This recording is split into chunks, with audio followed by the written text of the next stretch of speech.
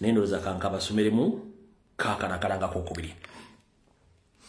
Alright, gomuna Uganda yina twongera kutegeeza nti campaign trails kyagenda maaso ez'omukulembeze gw'eggwanga omulondo Kyagulanyi Ssentamu era nga akutegeeza n'asooka okubaza mwena mwe bali nnyo abamugoberedde okuba nti mwamusabidde n'abataddemu essente okuba nti yamaliriza amaserengeta ga Uganda. N'akutegeeza nti era n'enkya ku Monday agenda kubaka na buto n'omulimu ogw'okutambula. Akutegeeza bw'ati nti eno ye weekly campaign program ye. Olunaku lw'enkya ku bbalaza ng'ennaku z'omwezi 15 agenda kubeera mu Lubaga South kumacha ate olw'eggulu abeere mu Lubaga North. Ku lunaku olw'okubiri ng'ennaku z'omwezi 16 agenda kubeera Palisa ne Kumi. Ku lunaku olwokusatu agenda kubeera Kapiira Byongo, Amuriya ne Katakwi. Ku lunaku olwokuna ayolekere Serere saako ne Soroti City. Then ku lunaku olwokutaano ng'ennaku z'omwezi 19 agenda kubeera Lalik, then asembyeyo Kabera Maido. Ku lunaku olw'omukaaga ajja kusooka Ngola addeko e Bukedde. N'akutegeeza nti His Excellency Robert Kyagulanyi Ssentamu omukulembeze w'eggwanga omulonde bw'atyo program egenda okubeera eya wiiki ejja. So abatasobodde jjuulira ano mujja jjuulira wali wennyini twagibateeredde dda ku mitambagano egy'enjawulo mujja kuba mujuulira bulungi nnyo. Alright, kati nga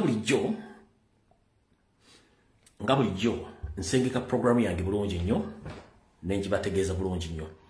Okusookera ddala njala sooka kuyisaawo obubaka bwange buno. Bwe mmala okubuyisaawo mpe security alert zigenda kubeera 3. Bwe mmala security alert nsumula information. Security alert yesooka. Mr. President wonna wooli ne comrade munaffe Dan Magic. Eno security alert more especially ya president ne Dan Magic. Eno security alert mujinsaliremo mujisindikire president ne comrade Dan Magic. Yawe abiri specifically mujuulire bulungi nnyo nga bwe yazze bwe ngendo gisoma. Ngenda gifunula mu Luganda naye nga bwe yazze bwe ngendo gisoma. Ulira bulungi nnyo. Okusinzira ku sources zange oba kansoke ngisome mu Luzungu bulungi nnyo. According to my label sources, the credible information indicates the growing tension between Nyandi Yosoferi Museveni and Muhoozi over Christopher Damolira, Frank Mwesigye, citing poor administration of work in Eggulu. Okusinzira ku nsonda zange enekusifu mu security ya Nyandi Yosoferi basabye ntegeeze president ne Dan Magic nti okusinzira ku nsonda enekusifu waliwo okulya n'okukomba essowaani wakati wa Nyandi Yosoferi ne mutabani we Muhoozi Kanyarugaba nga beemulugunya era bavumirira Damolira Christopher Kijambia ne Frank Mwesigye akulya ebikokoto mu poliisi olw'enkola embi ennyo gye bayolesezza mu kibuga Gulu. Akatundu bakasooka tugenze mu maaso. There is also serious concern over why Bobi Wine was not eliminated in Acholi land to create serious tribal war between Baganda and Acholi, hence divide and rule matter that has reportedly caused bitterness at the top. Nti era mu ngeri yeeyo yeemo waliwo embeera etali nnonga mu bulungi nnyo nga bano bennyini abatugumbuzi bagamba nti lwaki basubiddwa omukisa guno okujjawo Robert Kyagulanyi Ssentamu mu bitundu bya Acholi ebyo. Kino kyandibayambyeko nnyo okuteekawo entalo z'amawanga wakati w'Abaganda n'Abacholi nga bwe badde bakozesa enkola yaabwe ey'abaawulemu obafuge naye kati kireese obukaawo n'obukaayuufu mu magye naddala bakulu mu gavumenti saako ne magye. Tugenda mu maaso. Current intelligence suggests that the next move may be either to be arrested the current intelligence suggests that the next move may either be to arrest Dan Magic or an attempt to frame him before Christmas. Embeera yonna ewambega etegeeza nti ekigenda okuddibwako essaawa yonna either kwa kuteekawo enteekateeka ekwata Dan Magic oba okuteekawo enkola yonna ey'okumusibako amatu g'embuzi omuli isengo nga sekukulu tennatuuka. It is also alleged that the senior figure ordered mbwera ebigambo bino byenvubbogera ku waggulu awo byonna byateekeddwa abanene mu gavumenti ya Nywande Soferi ne Nnyando Kaali. Wulira. Omwana oyo either mumugyeewo oba tumukwate. Wulira bulungi nnyo. Omwana oyo either mumugyeewo oba tumukwate nga tetunnatuusa Christmas. That man, either eliminate him or make sure you arrest him before Christmas. Kalikade mu Luganda n'enkaza mu Luzungu. Sources further claim there is a plan to set him up using a lady especially involved in the stage material, neither ammunition or military attire, to fabricate evidence. Ensonde z'essiga zigenda maaso ne zigamba nti waliwo enteekateeka namutayiika Saddani Magic okumutega ekijuujulu.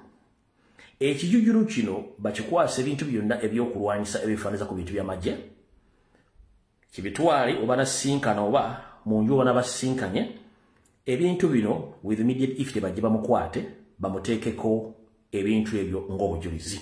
Tugenda mu maaso.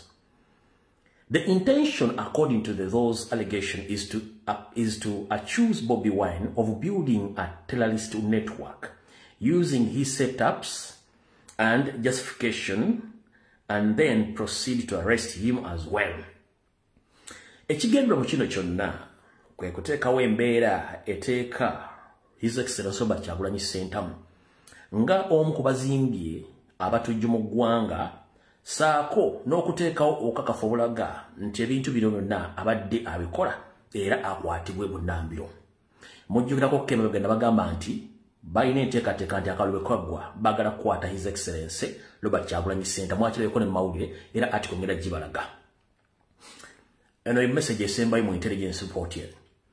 It is also alleged that Mohoz stated he could handle the situation. Their problem is rising from the foundation of Bobi Wine increased support across the country, more especially in northern Uganda, which wasn't the case then. And as we speak right now, the situation has worsened.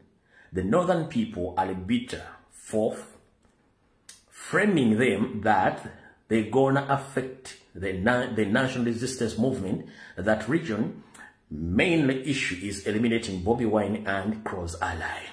Bakutegezeza nti omukulu Muhoozi Kainerugaba mukambwe nnyo era agenze maaso n'agamba ekiba kibe nze nja kusobola okukwasaganya embeera eyo.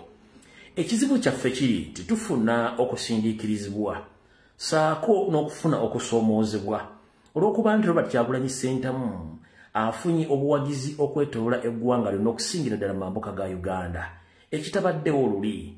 Ate nga kati bwe twamaze okukola ensobi eno gye twafunyeemu embeera etwononekedde okuba nti kati abantu batukyusizza obugere tebakyatwagala tulaba kuwadde n'omulundi ogumu mu mambuka ga Uganda ago. So nze ndowooza twongere okulaga tukola ekintu kino tusobole omujjawo ne Dan Magic ne ba allies bonna tujja kuba tugukubye munda.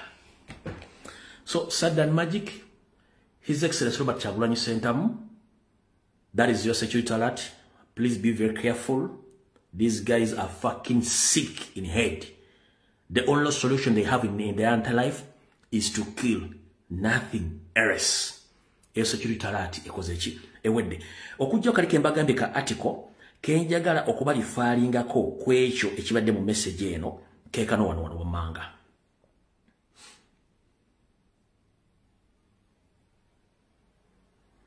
Mpozi mwangamba temusobola kulaba bulungi nnyo. Mwaga temusobola kulaba bulungi nnyo message yange ne kagezeko ogikola ki? Message yeyo kansulenti mugira bulungi nnyo. Oba kangezeko teekano nga bulijjo mwangambye nti ogikyusaamu wano ne tulaba ekikola. Message yeyo Muzamusobola gisoma bulungi. Esoma Chris Magezi. Kyagulanyi Ssentamu has a lot of cases to answer after the election. Breaching the campaign rules, we will handle that after the elections, hopefully. Oye Chris Magezi, buyabadde agezaako okutegeeza eggwanga ku nsonga eyo. Ndoza mutegedde, information gyemba wadde erireetinga bulungi nnyo, n'ekyo kyennyini kyembagambye. Kati yo kamala okugijjamu mbawe information endala.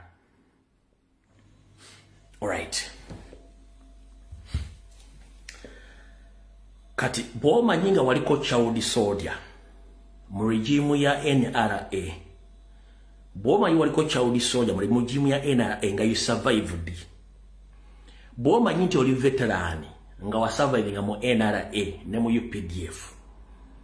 Ntegeezeddwako nti waliwo call ebanoonyezza mwenna bafuna bagamba mugende mu reporting either ebombo oba embuya. Kiki ekibagaza batwalise ebombo y'embuya baagala bayita mukomayo ku duty nga baagala mbayise mu kalulu kano kye baagaza. Naye buli agenda okumala ogenda mu kintu ekyo togenda kodda. Nkiddamu bw'oba ali child soldier oba wali veteran bakubidde amasema basindikidde me bagaba beetaaga ku duty mugende bagenda kudda mu deploying ekigenda oba deployingsa kwa kwagala okujja weri Uganda. Naye after that mwena bagenda eliminating. Recently babayita ekyankwanzi ne babayita amubala kisemu gye batendekera amagye abasinga obungi mwenna temukyalabika adde okulabika abasinga obungi mwalwala kubanga mwanywa amazzi n'emmere gye mwali alimu obutwa almost ndowooza banki yamwe gye mwagiramu abantu ndowooza nga 5 abantu abasinga obungi tebakyalabikako kubanga kyenabaga mwagano kigenderako. So banga oli kadogo nga wa surviving olutalo okutakutta obanga oli veterani nga badde bakusuulawo kati badde mwe bakuyita ekibayisa baagala kubayambako mbayise mu kalulu kano okukola effujjo bw'amala bagenda eliminating within if ng'emmere amazzi ne byemugenda okuba nga mukozesa bigenda okuba biri mu kanyo kawulire. Kati ngenda kusaaga mu Uganda yenna ng'oli most especially bonna ba veterani abaana bannambi temugeze ne mugenda ebbombo oba ogenda embuya barracks temugenda kudda. Eyo security alert eyokubiri. Security alert eyokusatu. Abantu b'oku Entebbe Road, abantu b'oku Nassau Road, abantu b'oku Arua Park, abantu b'omu Kikuubo, saako ne mu Kampala Central.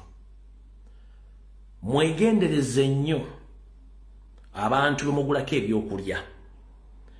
Nyando ya deployinza obuvubuka obutunda amagi ag'empogola, ya deployinza obuvubuka obutunda ebinyeebwa, ya deployinza abatembeyi. Abantu bano bonna bali ku surveillance. So mwegendereze nnyo ebyokulya emulya n'abantu bemudiringa nabo.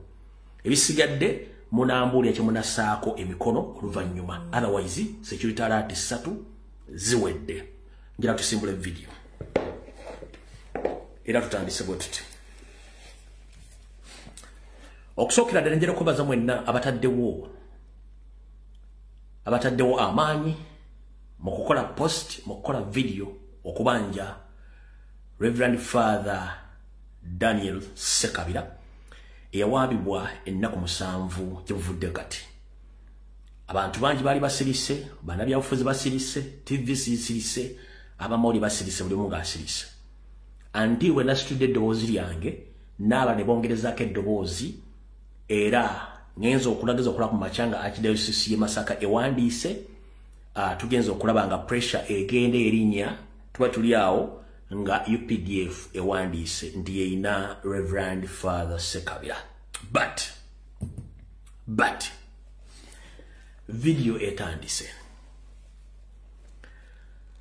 ebyafaayo biddiringana kyetugamba nti history repeats itself. Bannayuganda mwenna bannakabala oba bannayuganda ba indigenous ndi wano bategeeza buno bakanjala bugende eri bannaddiini mwenna nti okujjako nga sitaani gwe mutambula naye nga temumanyi. Museveni tabangako munnammwe. Museveni yajja kuwamba nsi. Teyajja fuga. Yensonga lwaki byaffe banayagala biwandiikira ku ye. Gwe munnaddiini yenna ali eyo buno bakanjala busindikira Archbishop wa Kampala Owekitiibwa Dr. Paul Semwogerere n'ekereziya yonna message eno njala gisindikira Catholic Church nenga message eno eri jeno buli munnaddiini yenna eno message eri jeno lwaki owebbango bw'otamwemukira wattu tewebaka owebbango bw'otamwemukira wattu tewebaka nyongera okutegeeza mwenna bannaddiini ne bannayuganda tetuli mu no politics we are under occupation tuli mbuwambi mbufuge tetuli mu politics yensonga lwaki bana basajja solution bayinemu yakuwamba kutta kuzikiriza tebateesangako era tebannakibeetaza mu Uganda era nyongera okugamba nti empulukutu z'omutuusi zigenda na miggo omutuusi bw'aba agenda kukola kintu teryasobola muganda kintu okujja omukubira omutta oba n'okijjawo bw'oba tokijjeewo agenda kulemerako kati kino kikyali kituuza Archbishop wa Kampala ne Church of ne Ecclesia ya Uganda nyongero bategeeza mutaveeyo kuvumirirwa bikolobero bine bigenda maaso mu ggwanga nga batuse n'okuba omusajja wa Katonda mutwala ekigenda okuddako bagenda kuwamba gwe bagenda kuwamba kuli abaprotestanti bagenda kuwamba kuli abatholoveniside bagenda kuwamba kuli abaki bonna bajja bawamba kasita yalowooza nti gwe oyagala kusonga ku buyinza oba occupation bajja kutwala singa tetwavuddeyo kwogera bandi badde baleta ekiwandiiko ekyo mu nkola entuufu y'amateeka ne Bayibuli yennyini tugatosala gwa kawala nga tunawuliriza gwa kalenzi lwaki mugenda ne mukwata musajja wa Katonda alina address ne mutamuwandiikira bola nti mwetagako kitebe agenda abitebye ne muwamba omusajja ne mutulugunyiza ennaku 7 nga famire temanyi eri ne muva ne muwandiika ebbaluwa ekiro kitwala omunaku nti mumulina katuddeyo komorenda 7 ebintu byengenda okusoma byonna buno obujulizi bulumika Museveni nabaga nti byafa byendiringana Museveni agezezzaako nnyo okwesiiga akazibu n'okwekweka n'ebintu byakola bituzaayo okutulaga nti yali emabega w'emivuyo gyonna egy'okutta bannaddiini tusimbudde mu 1997 Museveni yabagamba nti ye teyagalirawo Amiini yaddukirawo ensonga nagiba bwe yosigenda kuddayo naye bw'atyo mbutayagala Amiini nga bw'eri enkola yaabwe y'abatuusi ey'okusoomooza n'okwonna amanya g'abantu bw'atyo yatandika okuttanga abayizi abasawo bannaddiini okuvumiriza gavumenti ya Amiini wattu omusosodooti eyasooka oddugulamu akaba nga Museveni yakirimu ye mugenzi Archbishop Luumo ye munnaddiini eyasooka oddugulamu akaba Archbishop Luumo nga baamutta bali ba Fronasa ali akulwa Museveni so Idi Amin Dada yatta kubanga Idi Amin Dada bubasinkana n'omugenzi Luumo n'amunnyonnyola sina kyemmanyi era n'amuta n'agenda Museveni anda Fronasa bawamba Archbishop mukubo ne bagenda mukola ekyajabu okuvumiriza Amiini oyo omu Archbishop Luumo tugenze maaso jebuze bugenda owekitiibwa ennyo w'Abathodox n'ankyama bw'atyo naye bamumiza omusu omugenzi Dr. Sepiriano Kizito Lwanga ne bamumiza omusu omugenzi Cardinal Emmanuel Nsubuga Museveni n'amumiza omusu Dr. Anas Kalisa Museveni n'amumiza omusu Sheikh Nuhu Muzaata Batte Museveni n'amumiza omusu Sheikh Ndiranga Museveni n'amumiza omusu Bishop Kaggwa ow'e Masaka Museveni n'amumiza omusu bannaddiini bangi bano bonna bodde emabega n'owuliriza ebigambo ebyo byali baali balwanyirizi ba ddembe ly'abuntu y'ensonga lwaki Museveni yasobola obbajjawo n'abalala bakyajjawo bw'abanga Museveni akyasobola okujja n'ajjawo munnaddiini atakwata muntu kati gwe munnayuganda ali awo akyatudde kikyolowooza mbakuddiremu Archbishop Luumo Museveni kennyini yamutta bano fegu bannaddiini omugenzi Nankyama w'Abathodox Dr. Sepiriano Kizito Lwanga Cardinal Emmanuel Nsubuga Dr. Anas Kalisa Sheikh Nuhu Muzaata Batte Sheikh Ndirangwa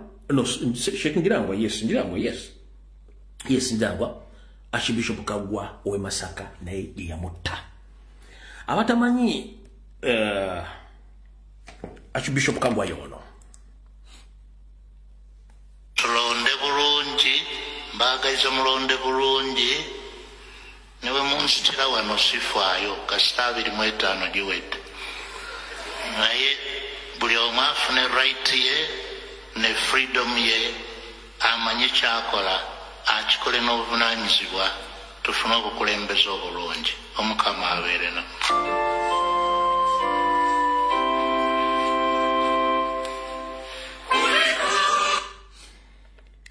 Bannaddiini bameka avaagenda mugende mulonde bulungi ne bamuzi kitegeeza yali already alina intelligence nti he is going to be eliminated.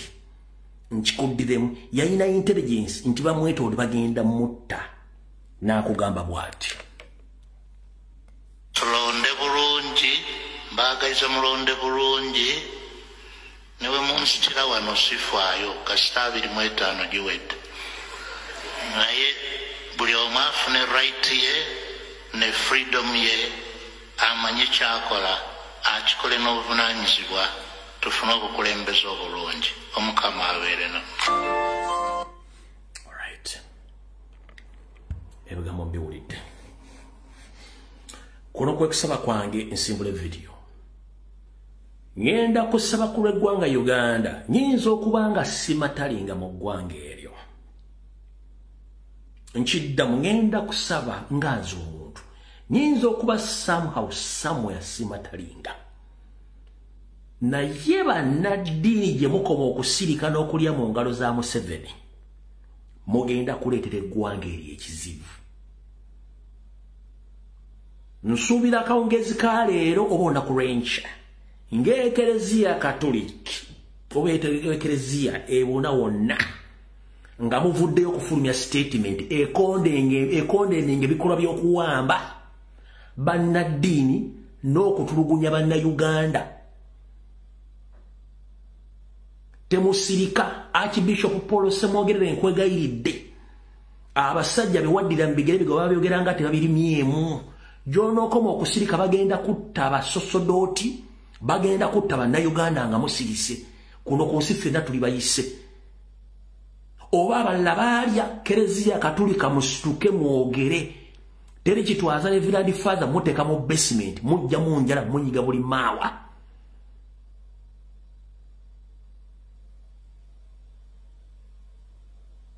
Ekimala kimala.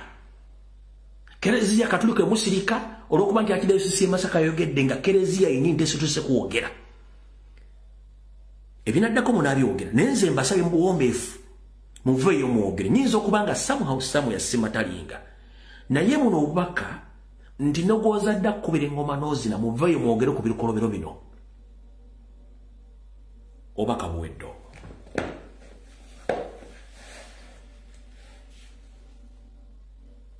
Era mbutongole akatambi njagala tukatandike. Akatambi kano tukatandise tutya?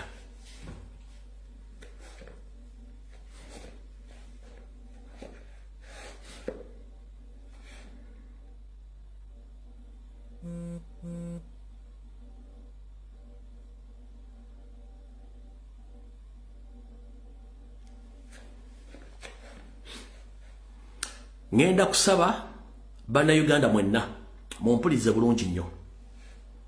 Buli muntu vaayo okole video muvumirire ekikolwa ekya Museveni kyateekateeka.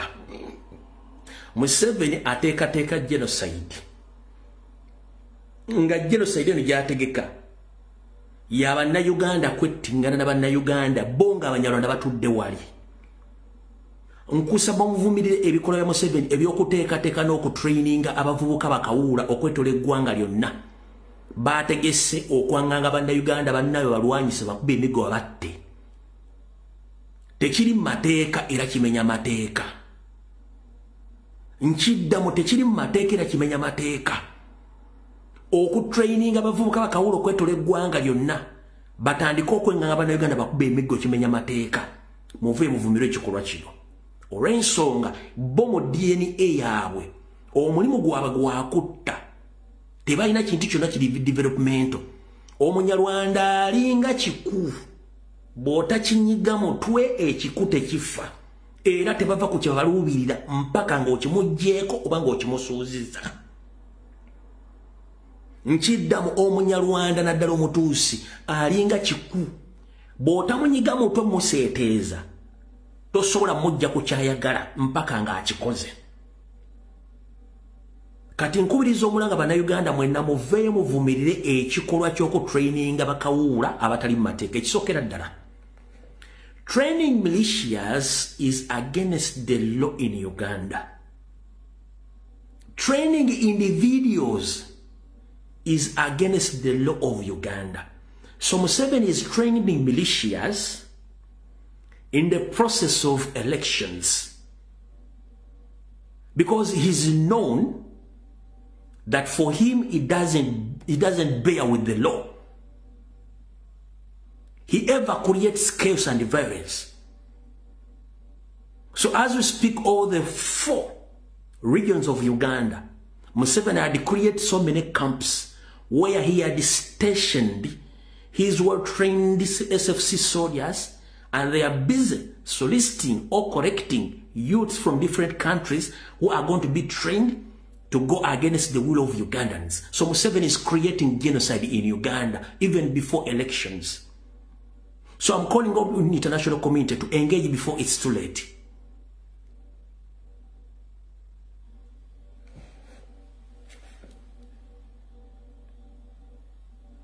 You want the evidence? Mwagala bujulizi? Tanti Bwana Bishop. La police! Oui! La police! Oui! La police! Oui! La police! Oui! Uganda! Oui! Uganda! Oui! Israel! Oui! Israel! Oui! Karama! Oui! Karama! Oui! Ra! Cha!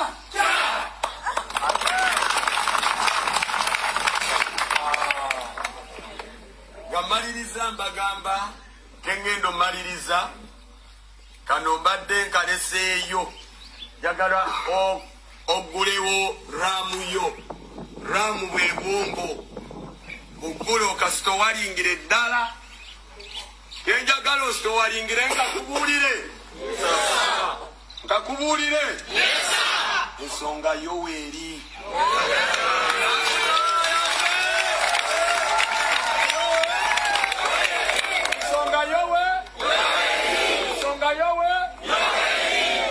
Yoweri yeyo yokuuma akalulu kaffe ne pulezidenti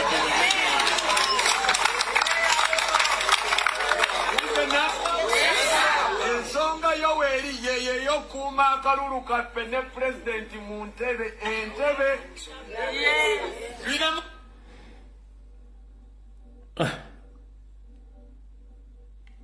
kati eno clip jengendo okuzanya ya dakiika 4 ne seconds 24 kati bali mwabategedde bali babadde mu kira division oba kira municipality bengendo okuzanya.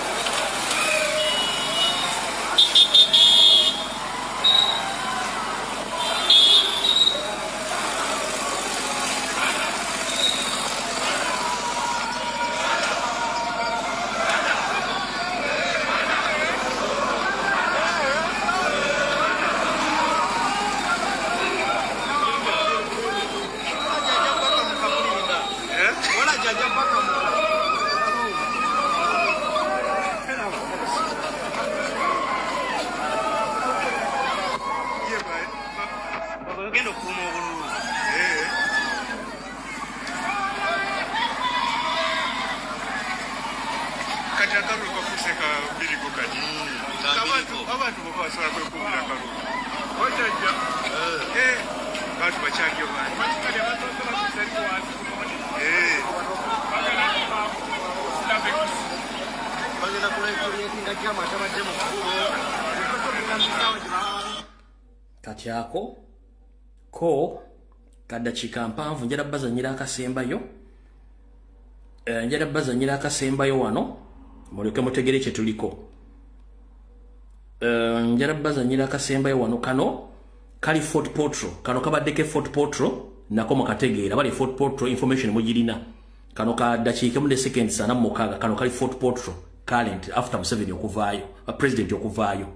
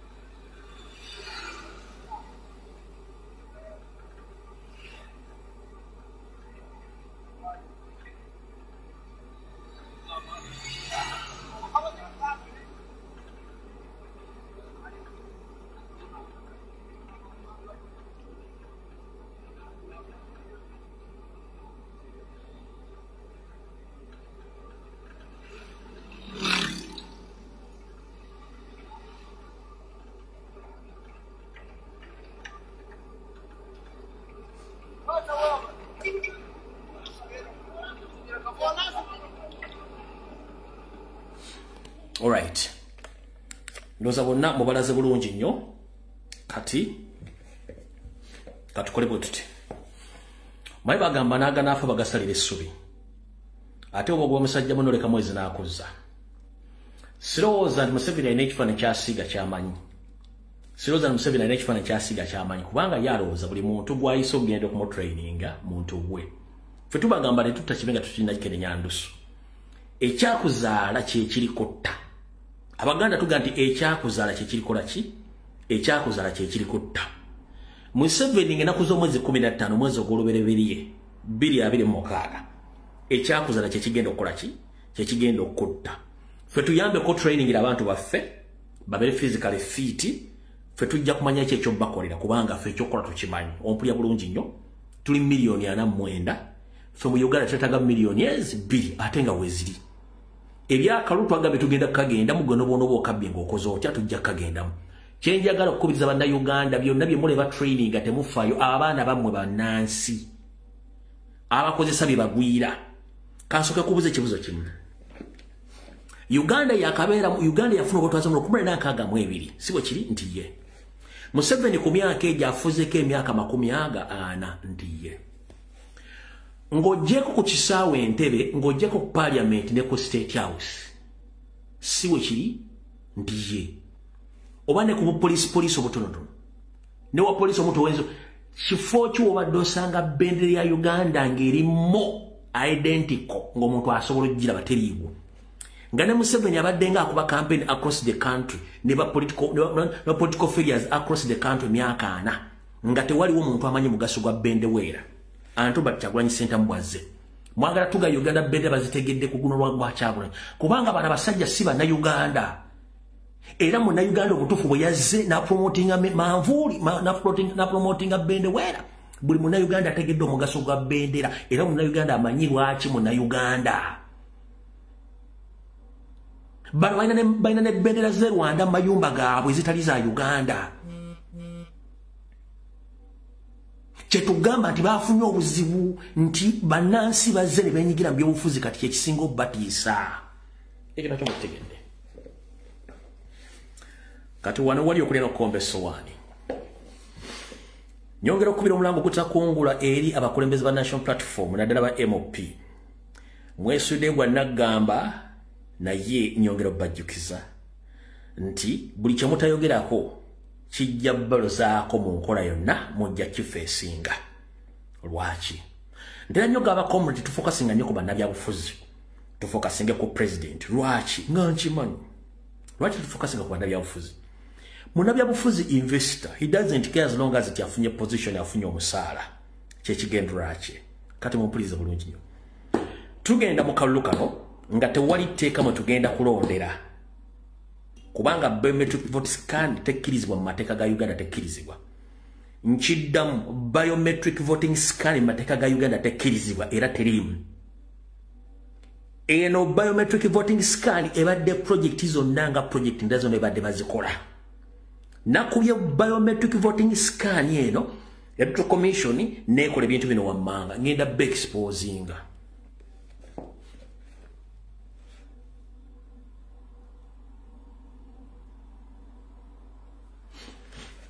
Olwamaze okuba biometric voting scan akakiiko ka Simon Byabakama kavudde ne kayisa ekiwandiiko kino nga kawulira ekintu kikatuddemu.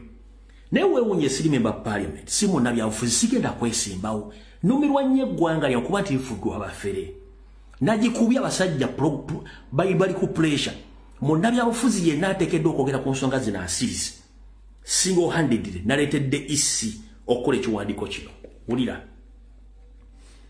Uganda decided 2026 my vote my voice urgent notes BVVK demonstration. The Electoral Commission will conduct a practical demonstration of biometric voters verification kit BBVK for members of the place, bloggers and digital online influencer on Wednesday 17th December 2025 at EC headquarters on 7th Street Industrial Area in Kampala at 10 a.m. Nwanye n'abasajja bano kati guno omwezi nkutte gwakubiri ngamba kyebakola tekiri mateeka. Byabakama kiyakoze okimanyi. Yaddidde n'ategeeza ekitongole kiramba nti akasajja katutta kakidinyiga obundi maawa katunyiga. Public etandise okubuuka tukoze tutya. Kiyakoze ng'ayisa ekiragiro ng'agamba nti bagenda teekawo okulaga obuuma bwonna engeri gye bukozesebwamu. Ngera bagenda kuyita bannamawulire abatono bayite ne babloga bayite ne ba digital stroke online influencers ku lw'omukaaga nga 17 bagera ku lwokusatu ngenda kuza omwezi 17 omwezi ogwe12 2025 mbo ku kitebe kyabwe ku luguudo lw'omusanvu industrial area mu Kampala ku ssaawa 4. Ngenda bakuba katika ngenda be exposinga nabatende nti nadibanga Pro Max yajja kate ekintu kino njagala kubuuza Simon Byabapama teeka ki mwogenda okulondeseza biometric voting scan teeka ki teririwo ekyokubiri bweba teririwo akuba bakakafudde tuzzaako nkola ky'okulonda era neteeka teririwo. Lwaki bwe nkokubye wiiki 2 osazeewo okuyita abamawulire abatono ba bloga ne ba digital stock online influencer? Lwaki tozze mu parliament n'obuulira parliament? Lwaki tozze mu public ku TV oba ku radio n'obuulira abantu? Lwaki obuntu buno tebugenze kugomba oba ku kyalo wenyini bagenda okulondera ne musomesa abantu nga chairman wa Suwano bwe yayitanga enkuŋŋaana? Nchiddamu ero Suwano zaayitanga abatuuze baazo ku kyalo ne batuuze enkuŋŋaana ez'ebyokwerinda ez'ebyenkulaakulana ez'ebyobuyonjo n'ez'ebyobulamu. Lwaki obuma muno temwamusindise kwero Suwano bwali polling station ne musindika abantu bammwe basomesa abantu? Kiki ekikuyisa ba influencer ne ba bloggers? Ngenda bakuba ebbaluwa egenda mu maaso. Bino tali MP wadde agenda byogerako wadde bennyini bano bagundi baabwe bano betulina bana beesimbyewo. Wulira ebbaluwa ekyagenda mu maaso. This is part of the public sensitization drive about the polling day procedures. Mbweno yenkola emu ey'okusomesa mu bannayuganda ebigenda mu maaso ku lunaku lw'okulonda. Action ekinakolebwa. This is to request members of those press, bloggers and online digital influencers wishing to participate in this exercise to submit their names, national identification numbers, purpose for generating voters register for the mock polling stations for that day. Baba Gambi, ekigenda okukolebwa. Bagenda kusaba abagenda okujja omuli abamawulire abogerera ku mitimbagano ba influencer. Mbona abagala okujja okweta mu kintu ekyo okusindika amanya gaabwe nini namba zaabwe mbwe ekigendererwa kwe kugezaako okubalaga saako n'okufuna nini namba zaabwe okubalaga nti bagenda kubeerawo n'okuba nti bajjuza enkala z'abalonzi ku lunaku olwo. Wulira, voluntaries person must be registered voters and should submit their particulars for compression via WhatsApp to the following not later than 6 p.m. Sunday 14th December 2025. Mbu abagala okwewaayo okukola obwannakyewa mulina okwewandiisa ne muteeka ebintu byammwe nga bwe kisabiddwa ku namba eya WhatsApp gye ngenda obbasomera wano. Ebinaddira byonna bijjako bikomekerezebwa olwaliro Sunday ku saa 12 ng'ennaku z'omwezi 14 ng'era ng'omulina obbisindikira kuliko abantu babiri, kuliko Nsuube Richard ne Bukenya Paulo. Kati munnange mbu Simon Byabapama ne timu ye Electoral Commission mbu kino kyekoze okusomesa abantu biometrics across the country ng'ayise ba individuals. Which kind of elections are these? Which kind of fake election are these? You can't even sensitize the entire voters of 22 million Ugandans whom you think that you registered. You are called some individuals, NRM agents to attend. Gwe mulindeko. Bomutu manyira yito mwozande banaga tuli basiru. Oyise ba NRM agents ba individuals okujja okubeera nga basomesa. Are they the voters? Under which law mubayitidde? Mubagundi mulekera okusirwaza banna Uganda ekisookera ddala mukulu Byabapama bw'oba tonnagenda kusala byayi nkugamba genda weeterezenga eggwanga tonnali kumako omuliro. Wagambye na milioni 22 ez'abalonzi si kyekikulu nti ye naye milioni 22 ez'abalonzi nga tekuli agenda kumanya bagenda kulonda ne bagenda kulondera kikyotegeeza wa displays enkala z'abalonzi. Did what displays and colors? There is no any election which can take place in any country without displaying voters register. Voters registers zirudawa.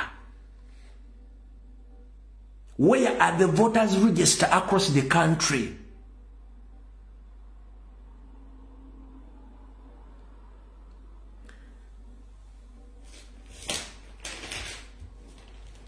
Katiwulira.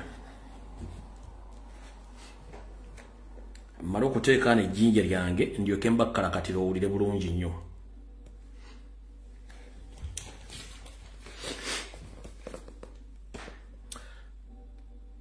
Refugee camp Entebbe ne refugee camp e Nakasero saako ne bamafia bali mu State House nga bakulirwa Odrek Rwabwogo akulira ebyamateeka Karugire Atona Jiro Kiwanuka, Fast Family Nanga ne Salim Sale.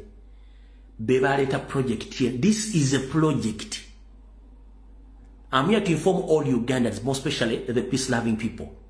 The biometric voting verification scan gadgets, these are the projects as we used to see state-funded projects across the country. And those projects used to work or to function for months, then the projects vanish from no and vanish for good. And the project ya biometric scanning babulidde abasajja abaagitegeseewo tebaagireta papasidenti ya kulonda. No. Kino ekyokulonda baakitadde mu buteesi naye nga babbiddemu ssente, babbye ssente mmeka.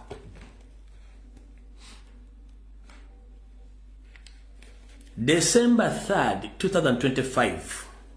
The Electoral Commission is seeking an additional 469.5 billion Ugandan shillings supplementary to fund the ongoing January 2026 general elections with a bulk of 268.38 billions embarked for acquiring biometric verification kits. Family eyo yabbye obuwumbi 268 eza Uganda okuleeta project eno. Zino biometric voting scan sizaffe eno project.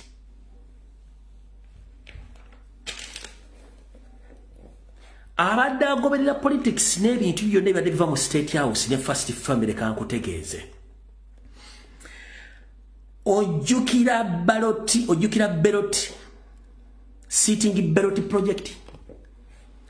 Ojjukira sitting ballot C project y'abanna Uganda baba kwatira batasiba misipi mu motoka.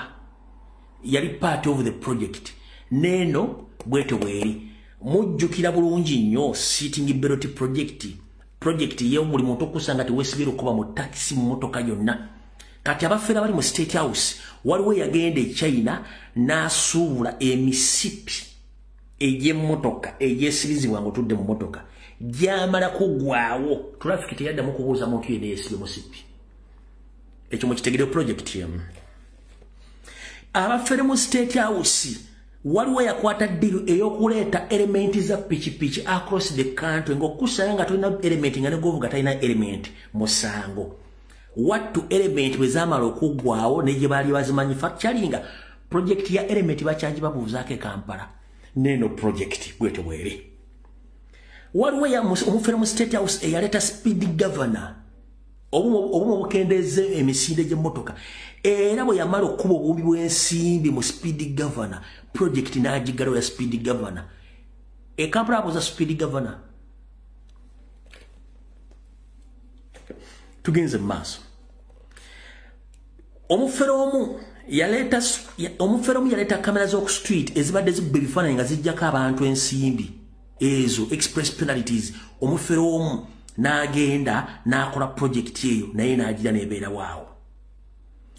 Omufere omulala yagenda n'aleeta project ey'emmotoka zonna eziva e Bulaaya nga emmotoka yonna erina okusooka okuba ng'ekeberebwa nga tennalinnya ku luguudo. Ezo site waliwo n'ekyuma ekyasigalawo kyali kisigala ttayo ku luguudo lw'e Masaka. Bagenda bise kyonna olwamala okufuna siriza ne bazibba ne basirika. Kati n'eno project baamaze ogyebbiramu obuwumbi 268 ne balyoka bagiwa musajja mukulu Byabakama mbwaji chopola Byabakama tasobola kuga nti agenda ku display nkalala. Byabakama tagenda kuga nti agenda ku display nkalala. No, kubanga bakwata data wanira yenna ne bamu installing mu system yachi ya biometric. Talina nkala, talina nomo nkalala nti azirina tazirina.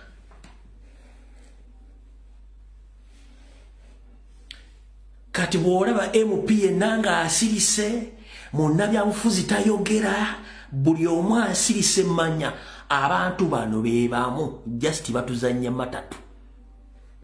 President yakyogeddeko, ekibiina kya National Platform kyakyogeddeko, wabula abantu bonna bano ba MP bakansala buli omu asirise tayagala kyogerako. System egenda okubba obululu naawe egenda kubbiramu.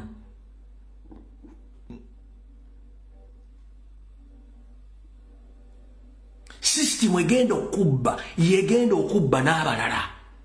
Eno project, it's not all about elections, no, it's all about stealing the taxpayers' money. 286 billions Ugandan shillings bazibye. Ani agenda okupurchasinga? Ono ye purchaser. Go basindika okukola omulimu ogwo.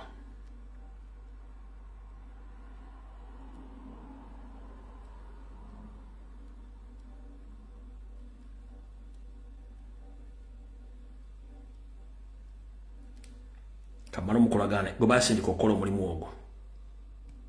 Oba nkyamwina mwana aluwaye go bayita mu bajje. Ono go basindika okugenda okupurchasinga ebintu ebyo.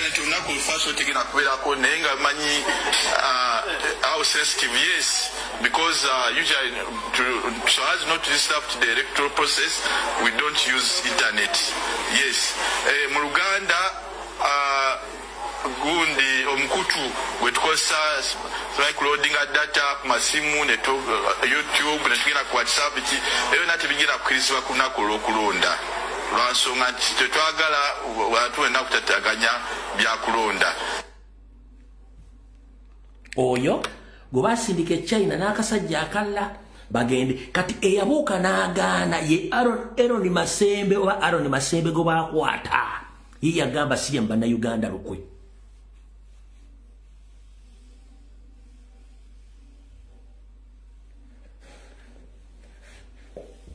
Kadoza mu province nti bana basajja mbeesobolera single handedly gwe tosobola kuŋŋamba nti wayisizza kiro kitwala omunaku.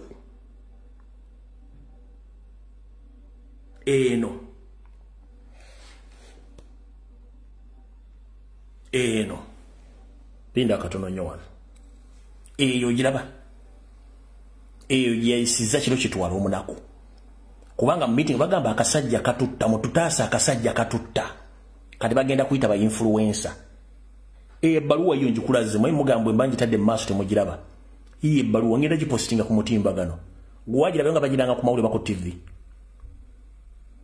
wajira yako ku mawulire bako TV nga bajogera lwaki bakikola mu nkukutu.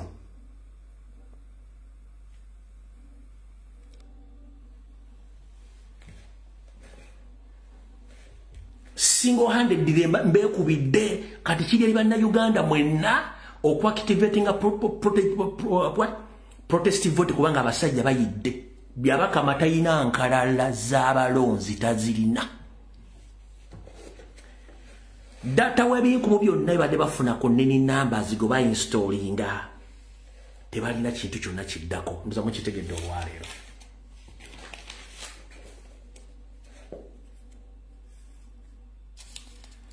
Mbagandi project ya First Family n'ekirala eyo bwe babaleetera news bulletin nga bakulaze nti yabakama ayimidde ne tiimu ye bagenze ku kisaawe Entebbe okureceiving about paper and equipment. No, don't be fooled.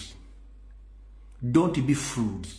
Bakulimba obululu Salimu Saleke nyini alina ba agent e Dubai n'obwe bwakubire na munkekeera yenna omuntu ng'omanyi na munkekeera genda ononye wakyaliyo omukozi.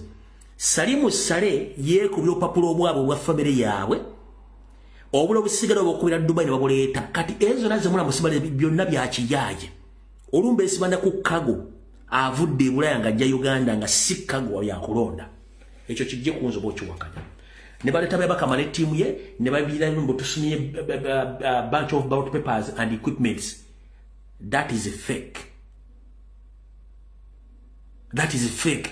Kati kankubuuse okimanyi nti National Bureau of Statistics erina same equipments. Okimanyi nti NIRA erina same equipments.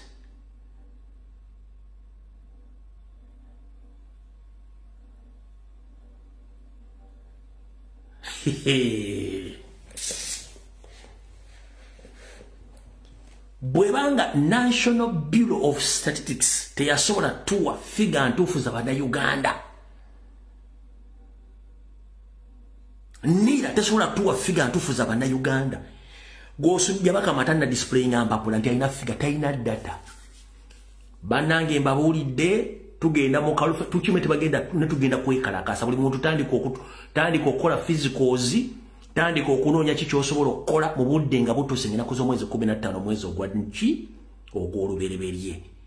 Abasajja okumanya batidde okumanya nti abasajja bano batya nnyo weewuunye tugenda mu kalu batraininga ba militias ode bayina amagye ga SFC bayina poliisi bayina military naye ate ekikulaga nti batidde the additional militias bakikola batya. These are the layers. Baba gambye basooka bazimbe layer esooka nga bagenda gikozesa nga self-destruction method. Self-destruction method yeruwa let train a militia group of indigenous Ugandans so that they go against their indigenous Ugandans. When they fail, then you engage SFC to intervene. Kubanga tebesiga UPDF ne police.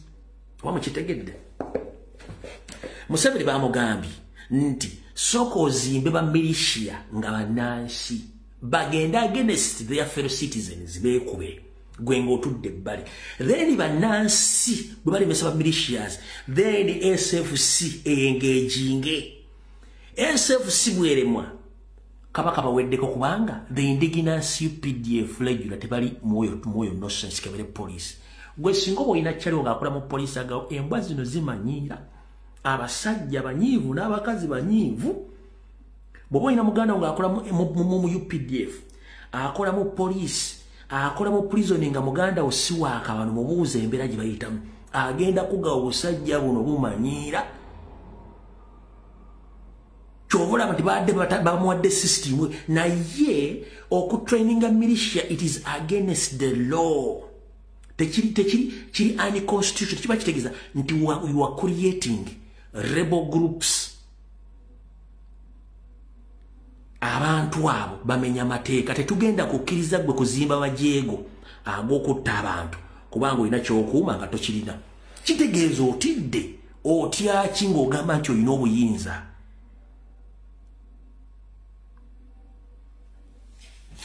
awo tuvuddewo tugenze ku nsonga endala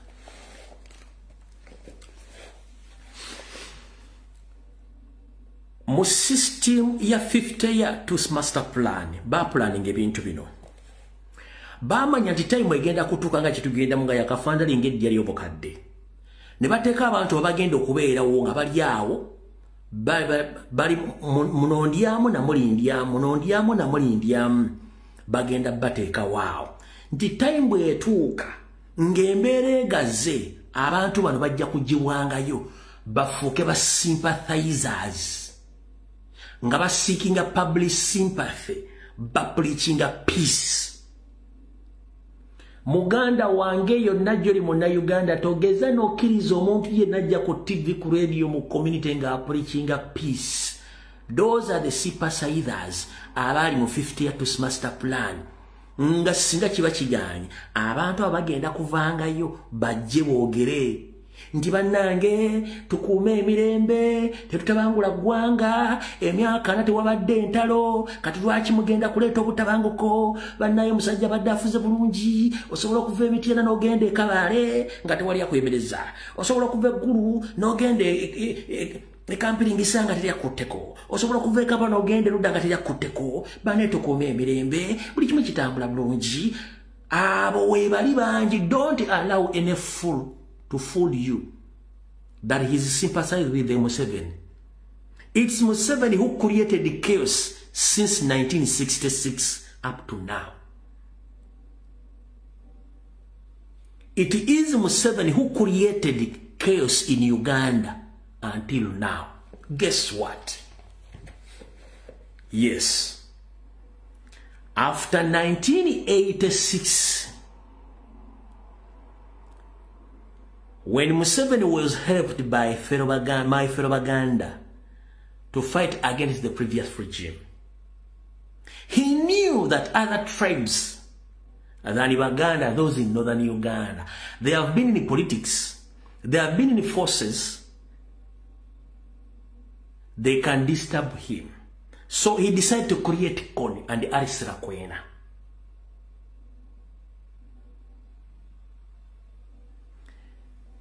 He went to Kasese region. He created the ADF. You understand? In Uganda, he created a silent genocide which is still taking place. Why? Because for him, he came knowing exactly that he's dealing with the people who haven't yet known him, that he is not a citizen of Uganda. Kino ekintu yakikola systematically nga akimanyi bulungi nnyo nti abantu bajja tuuka bamugwe mu ntisimu na Uganda. Lwaki? Museveni yakola obuvubuwe kuva mu nkaaga n'olwaleero gy'abukuliyetinga katulo okuba nti yabadde mu buyinza ng'amanyi bukya bw'agenda okuliyetinga ebintu bino byonna bya n'asooka n'ateekawo stability eyo gy'ateekawo stability egyo mulaba gy'ayita mu stability n'agyetera ng'ayagala kusooka kubba ggwanga ddimalawo. Kati era kyovula omu ekifaananyi kyakalaga okuliyetinga militias kikuwa ekifaananyi kuva mu nkaaga Fronasani olwaleero obuuzaani abadde atabangula eggwanga wali mu kupulikinga peace. mbwa za ku kyalo.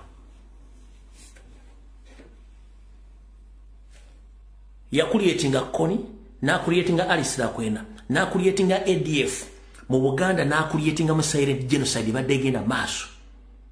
Ompulira bonna kati kyagenda maaso. Ompulira stability yagiteekawo okuba nti yali akimanyi nti already abomambuka bali mu administration bali byabufuzi alina obbanyi y'olutalo. Abeeka Cecil nti baamaanyi alina obbanyi y'olutalo. Mu Buganda twali twebasi yatugamba yaleeta otulomwe bake ne mubaka kati bw'alabye kitandise omuyiikako sayini y'okuliyetinga ba militias ekuzaayo since 1966 n'olwaleero kikyakuliyetinga. So tebayo musiru agamba nti Museveni simanya alese peace taleetangako peace. Njala kubuuza njagala mutulage ebbaluwa yonna ng'eri ku UBC eri ku CNN eri ku Al Jazeera eri ku radio yonna oba waliwo omuntu yenna agirina ng'eraga nti Abannayuganda twasa Museveni ogenda okutulwanira mu nsiko.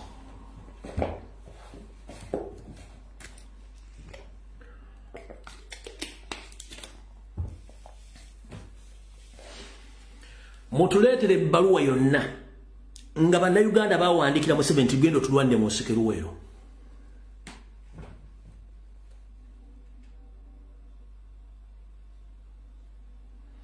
Oba BBC egiina oba CNN oba Al Jazeera Obwakabaka bonna nga bugirina ebbaluwa egamba nti Bannayuganda basa Museveni genda obbaluwa mu nsiko mu 86 agireete baba nga agirina. So Museveni ani yakutuma mu nsiko? Eyakutuma mu nsiko weetuma ye wekka olwa self interest era bw'afuna interest kwegamba nti you are protecting your gains. Do you copy that? Wagamba weekolerera wekka n'abazzukulu bo. Bwe mmaze okugaggawala n'olyoka ogamba mu protecting your gains zammwe. That's the true definition. So tewali Munnayuganda yawandiikako bbaluwa ntwetaaga otulwanirira. And this is to remind the public, mostly Baganda people. Olutalo lwa kinana tebalulwanira mu bitundu bira bya Uganda, balulwanira wano mu Buganda. Abalulwana baali Baganda. Mulya bulungi nnyo.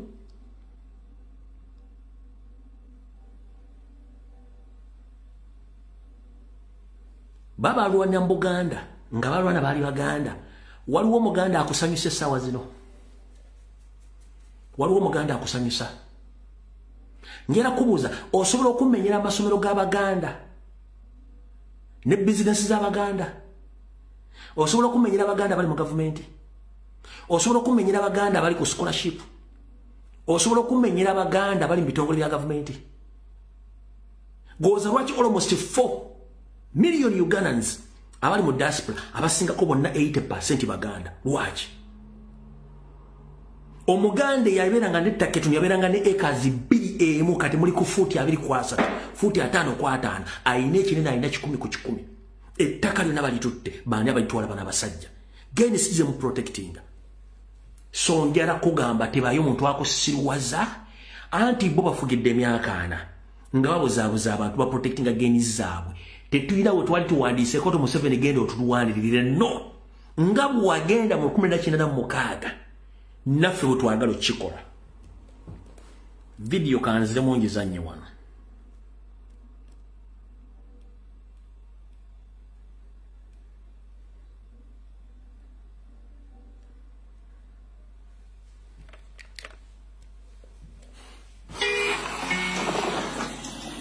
No, see you. Close to 500,000 Ugandans were reported to have died in the 5-year NRA guerrilla war in Luweero Triangle. Duka, nibakwata mama wange ne bamutta. Nente ne bazitwala ne sente ne bazitwala. Ono abamulalo gwe baali basise omulalo waffe. Omulalo waffe bwe yajja n'agamba mama wamu bamusonyiwa ne bagamba gwe ddayo.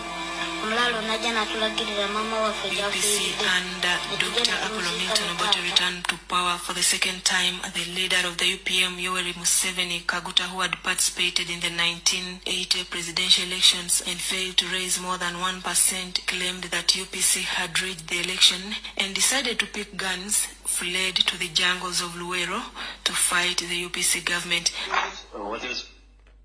Museveni, wakora ina application ina jiwakura na Uganda. You decide to pick up the guns. Nobody requested you to wage war against the previous regimes. So don't fool any Uganda that you are a peace-loving man. No. Kati buno bakajara bosindikira eri mwenna ba militias bebatendeka ne bakanyama. Abaana bano bemula mu video zino ngenda babazanyira. Essawa zino bonna tekuli amayinje bali. Bebaleta government mu nsiko. Bebaleta government ya Museveni bonna bali bana baganda. Museveni yabeyambisa ofuna kyayagala. Nammwe bwati bwagenda obeyambisa olumatanda kyagenda beetaaza. In fact, mugenda muyamba ku kyayagala. Nene emmere gye mugenda okulya nga muli mugenda okukola. Yonna egenda kubeera mu kubanga temumanyi. Wano nyongera okujjukiza nti singa Museveni akuyita ne mutta ekyama. Wano abayina okumaliriza kuba tayagala omanyi kyama kye kiteeka mu lukaji mu lukale. Bana abaana bonna balinga mu essaazi no Museveni abakozesa. Abaana bato. Where are they? Osobola okunotifyinga ko omwana g'omanyawo kwabo. Kati bana abaana bonna babatta ng'otawula akwaggwa. Naawe gwe batendeka milisio muvubuka ne kanyamaali eyo. Bagenda kutanga abaana bano. Ku baana abo kuliko g'omanyi gy'ali. Kubanga omuntu buli mu audio mujjeemu. Ku baana bano olina g'omanyi nga wali physically wali.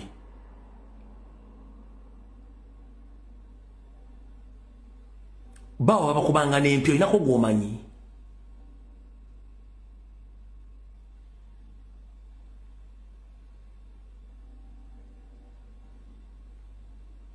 Wuuyo.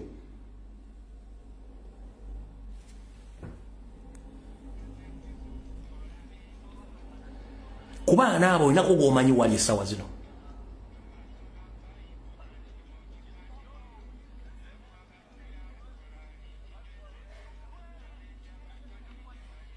Olina g'omanyi gy'ali.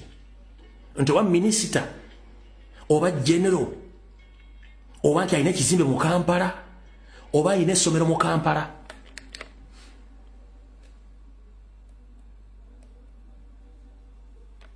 Olina g'omanyi.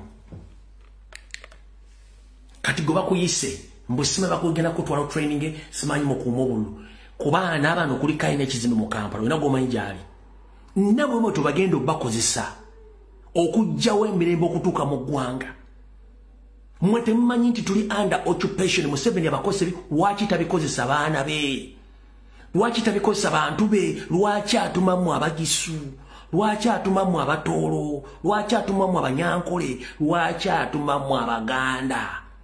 Open atugambe nti baguddewo olutalo against the indigenous. Lwaki babakozesa?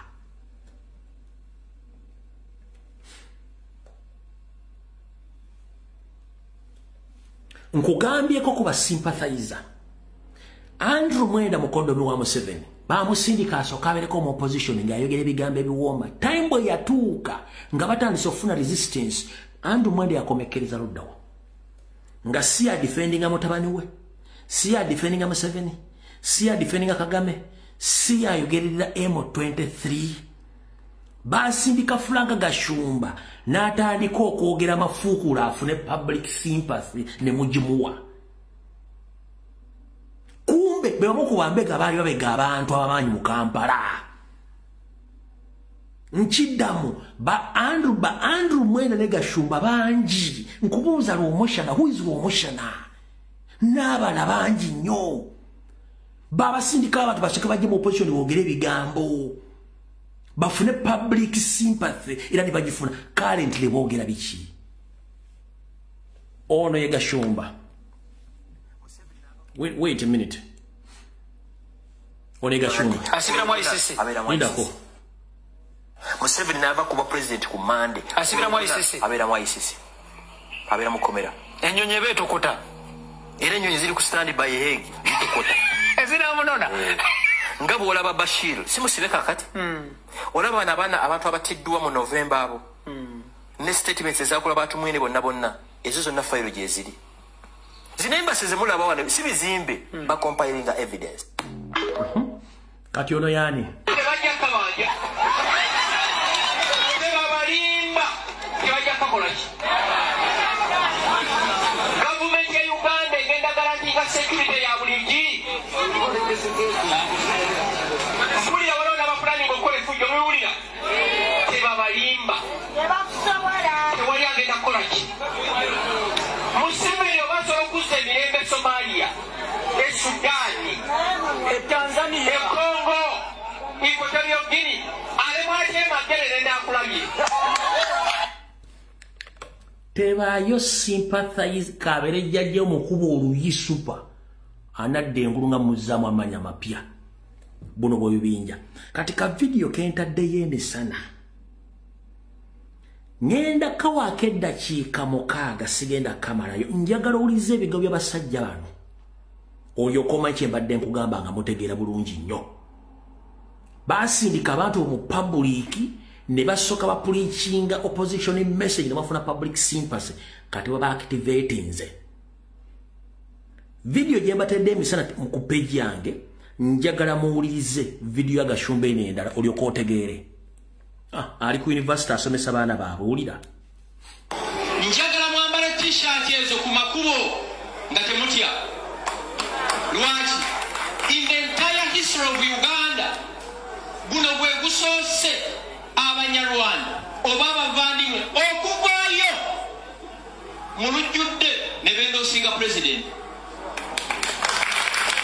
era gwe mulundi ogusoose Abanyarwanda okuteeka billboards ku makubo buli kuba erifuluma Kampala tuziinamu nga tugamba ki tuzamutoorayo heri lwaki Abaganda balina eddembe ogamba tujja kulonda Museveni naffe tulina ogamba naffe tukyusa mu lulimi lwaffe ne tugamba tujja kukola ki n'abateso balina n'abasoga bakola ki temwetya eno Uganda yammwe ng'abantu abaki ng'abantu abalala mumpulira ekirala ekikulu ennyo muddeyo awaka mugambe bazadde bammwe ne bajjajjammwe nti ensonga yaani kiri kirala bwe munaatukolera ekyo empeera yo mujja gisanga mu ggulu kino kibagamba nga kinako obukakafu tewali muntu akola bintu biri geared at transforming people's lives Katonda n'akamusasula Museveni awangadde emyaka 8 olw'okuba obulamu bwe buloteetingira kukyusa bulamu bw'abaki mumwenna kumwani yali agenzeeko bagambe wa Arua kumwani amanyi Arua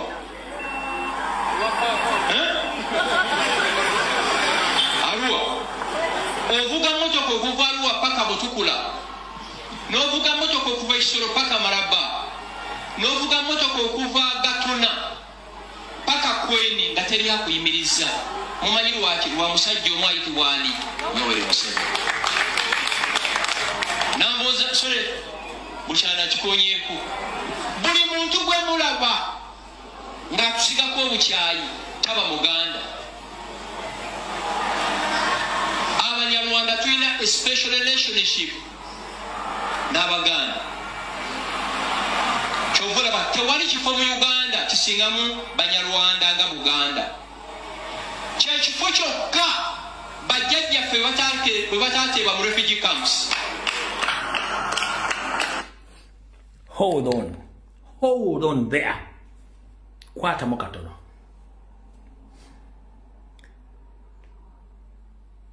Abanyarwanda bakimanyi ba refugee amateeka agafuga ensi yonna ag'abanoonyi b'obuddamu ga loud and clear era tukimanyi. Kati when you confirm that all of you were a refugee in Uganda, kiba kitegeeza mwina gye muva. Si we kiri? Mukonfirming nga muli ba refugee, you confirm you are all refugees. Nga bwe kiri. The international laws show it's clearly who are the refugees in other countries. ne bateekeddwa okukola. Kati kyenjagala musooke muli mu kavidiyo kano wenjagala muteeke ekinyusi. Nabagambako kebbanga ddene ne mbagamba nti Abanyarwanda bonna naddala batuusi balina WhatsApp group all over the country bali. Besindikira message nga banoonya target omuntu gwe baagala. Balina WhatsApp nga z'Abanyarwanda bokka. Nga state balina target omuntu gweyagala. Message ziyitingana mu WhatsApp group omwo ne banoonya omuntu paka bamufuna bamutta. Ekyo njagala mulize mu message ya Frank Gashumba. Kino kiri ku record. Waliwo ne bakomede bakibagambe nti Abanyarwanda balina WhatsApp group zaabwe nga z'Abanyarwanda strictly. Nga if they are looking for their target, batambuza message ne batambula kyalo ku kyalo nga banoonya ani gwe twagala target ne bakujjawo nga bayita mu system yawe ya WhatsApp. Kyembadde njagala ekinyusa kiri mu kavidiyo kano kyenjagala muwulire nnyo. Tugenze mu maaso. Era wangale Ssaabasajja Kabaka Muwenda Mutebi. Bano Kyagulanyi Mulundi. Ekyo kirako olukakafu. Namboze Kalumbi kennyini. Mutamaguzi ye Ssaabalumbi. Abantu bali awo. Tewali Muganda yali akyayi Munyarwanda. Lwaki? Tubawasizza nabo batukoze eki? Tutambula nabo, tusomye nabo, tulya nabo. Tewali nnyumba y'Abaganda etalimu Munyarwanda. Lwaki? Abanyarwanda mu nnyumba teri enva ziriibwa nga teguliimu amabulire. Tegaliimu. Ate gyewunyisa gino emiyaayu egisiga obukyayi zino entarahamula ziwasa baana baffe. Kyagulanyi mukyala we mwana waffe Itungo mumanyi. Nubiyaniri mukyala we muganda waffe. Ssenyonyi simulinaako buzibu takulumbangako. Muvandimwe yafumba wa? Kakati mugamba kukyamujja kutuzaayo. Meeting ne bamunagituuza mu siiringi ejja kuba tena bakugwa nga twategedde. Kino kala kibagamba. Okiwulidde? Njagala nkwate mu vidiyo eno forensically. Buli kigambo ng'okiwulira. Nti meeting ne munagituuza mu kasolya. Waba wakayite eddakiika bbiri tuba twagitegedde. Tugenda mu maaso. Kyenjagala mutegeere. We are under occupation. Buno busajja bulina network yaabo. Nga yo mission yaabo ya elimination. Gwe tolowooza ati genocide yero 1994 yagwawo gwe baali bamaze jjojjiruka amanyi kyebaagenda okukola. Nkakuddiremu on just one minute. Njagala owulire bulungi nnyo. Ziwasa baana baffe. Kyagulanyi mukyala we mwana waffe Itungo mumanyi. Nubiyaniri mukyala we muganda waffe. Ssenyonyi simulinaako buzibu takulumbangako. Muvandimwe yafumba wa? Olira waddako. Kakati mugamba kukyamujja kutuzaayo. Olire waddako. Meeting ne bamunagituuza mu siiringi ejja kuba tena bakugwa nga twategedde. Kino kala kibagamba. Ate situlina gye tudda nze nzira Villa Maria. Owengoma muwulidde. Wano abaavudde Rwanda balinganga basatu. Waliwo omwana yagambye tuwe Rwanda.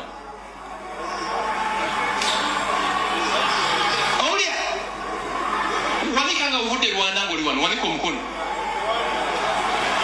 Omu, babiri, basatu, bana, bataano, mukaaga. Only.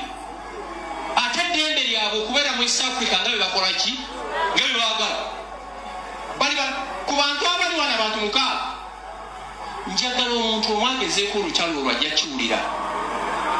Ajja kukola ki? Temuyisa mu bannamawulire kano mukasalimu. Temuyisanga mu bantu maaso. Abalwana okuva eruwero ne bawamba Kampala. Ne bava e Kampala ne bagikuba paka Kigali. Ne bajja Kigali paka Kisangani. Ne bajingiza Kinshasa. So okuwamba Kampala teri Christmas. Okuwamba Kigali teri kafe Jabbazi. Baganda baffe balumu olutalo. Neffe tuli bannayuganda. Partner. Mbegayiride. Mutandika olukyalo ku muntu yenna. Mubeere law abiding citizens.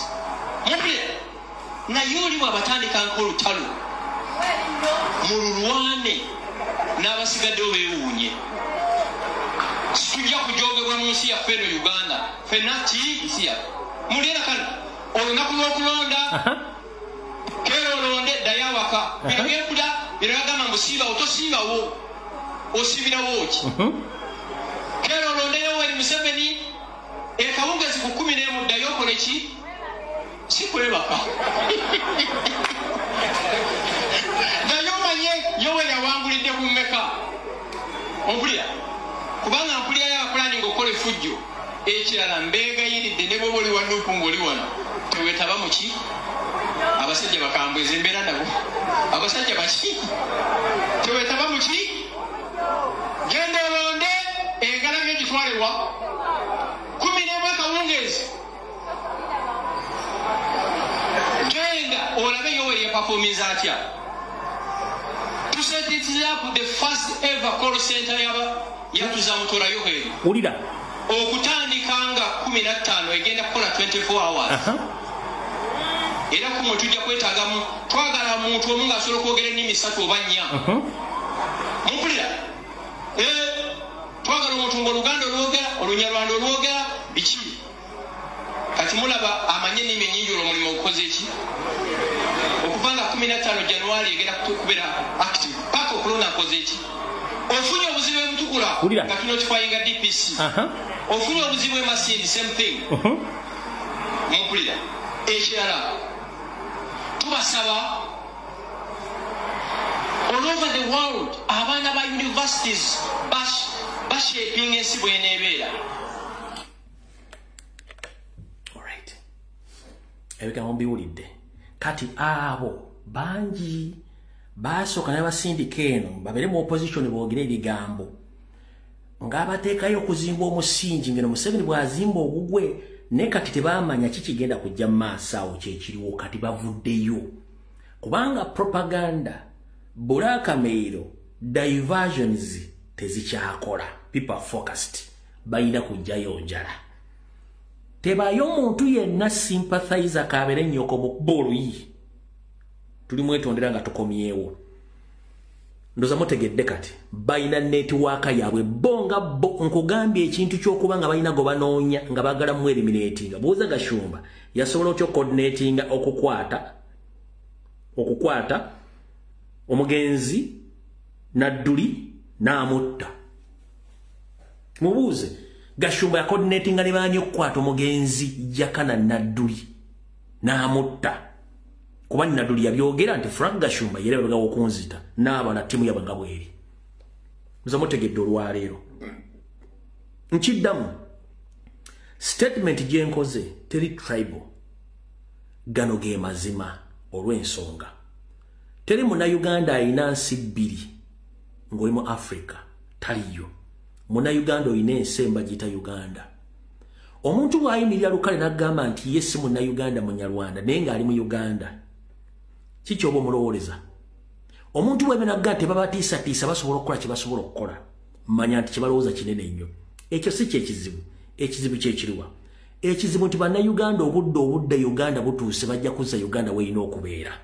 bano mbaleke boogere kubanga baddemba okwogera ekirungi nti akatali kabba amagumba oli osula mu mulyango si bwe kiri nti ye nti emmere bweneeba etandise okutokota nnyini yagitadde ku masigo gifumba yamanya bw'akontrolinga amazzi emmere y'okugwa akaleka n'olwensonga tetugenda kulekana n'abantu abo ng'obudde bwe buli ekirungi nti ekkuba eribazzewo balimanyi bulungi nnyo ffe tetulina buzibu nabo abantu amanyi nti bannayuganda nga bajja ddira bo bakkajjala tebalina buzibu tetubalinaako buzibu wabula twagala oyo omuntu yenna akeera ku makya n'ayasamiriranga akagege akakalu ng'ali against the will of people ng'ate mu ntandiko ayogera birala kati ayogera birala ffe tetulina buzibu na mufirika yenna ali mu Uganda obuzibu bwaffe bwakutwefuuliranga ne mututtanga mulina ekigendererwa kyammwe oyo boyi tavangayo kwogera ku kuwamba kw'abantu abawaddwa mu Uganda tavangayo kwogera ku bantu batulugunyizibwa bagobebwa ku mataka kubanga yemu ku gurupu eyo omuntu yenna tavangayo kondeminga nfuga mbi ya Museveni kati ng'agiwaana manya nti bebo awo tuvuddewo kasita muwulidde bulungi nnyo tugenze ku paati ey'okubiri ey'akatambika olwaleero ekyaba sympathizer nkibagambye temugeza ne musanga omuntu na ku social media nga yeefudde sympathizer abo be bantu bennyini abali mu state abakola ebintu ebyo era tebakulya sente. Kampiteko ew'omukulu gwe bayita Sseggona akalya ebyoya. Tugenze mu part 2. Buno bakajira mu busindikire Sseggona akalya ebyoya. Mukulu ebigambo yogera bingi ku ground. Naye njagala kutegeeza nganze omuntu nti bannayuganda si basiru nga mbalowooza. Bannayuganda bamanya. Gwe kennyini wawabira ekibiina kya National Platform mu court lwakuwa omusango ne bagwa omusango ne gufiira eyo. Gwe kennyini toyagala nko Kyagulanyi abeerewo era mwalina enteekateeka ezita Kyagulanyi. Kyagulanyi wangula akalwa akawedde n'agenda mu kooti gwe ne Lukwago ne mutunda obujulizi. Era omugenzi Anthony Wameli bwe yamanya mwamukolera olukwesikwesi Anthony Wameli kati ze mbuyaga ezikunta. Essaawa zino wazannya omuzannyo gwonna gw'oyagala n'ojja Mathias Walukagga mu kalulu essaawa zino yagiddukidde mu kooti. Kati olw'okuba okimanyi watandikawo oli independent era otambulira ku ssaawa.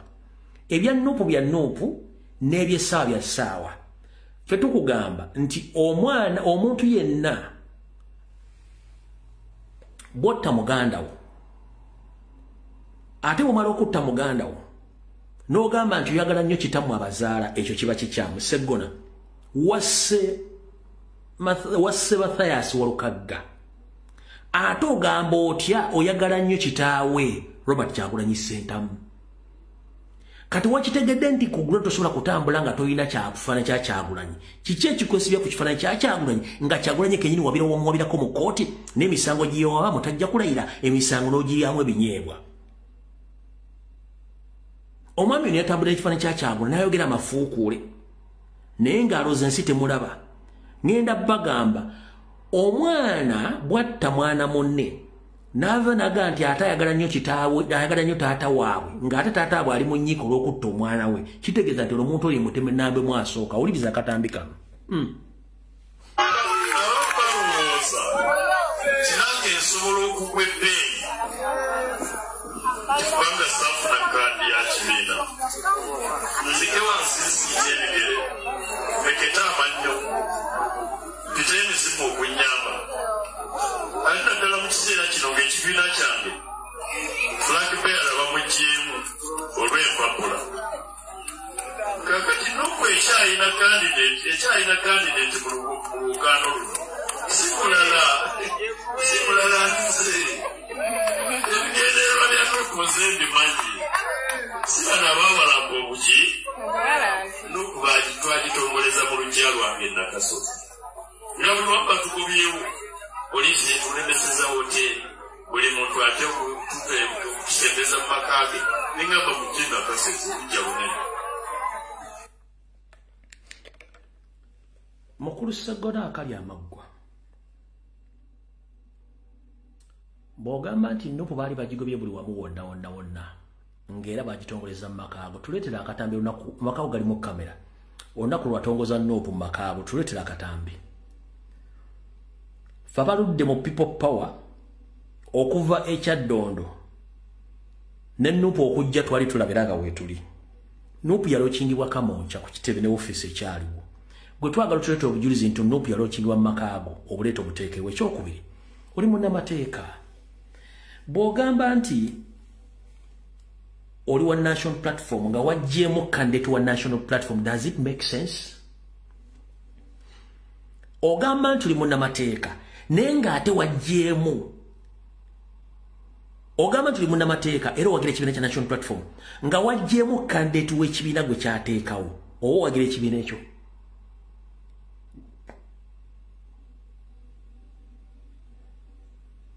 Ogamba nti oli munnamateeka etteeka lisoma the moment ekibiina kikuma kaadi either you join gwe baawadde kaadi gwote wakola vice versa. Wagenda n'olondawo entebe. Kitegeeza wagenda against amateeka g'ekibiina.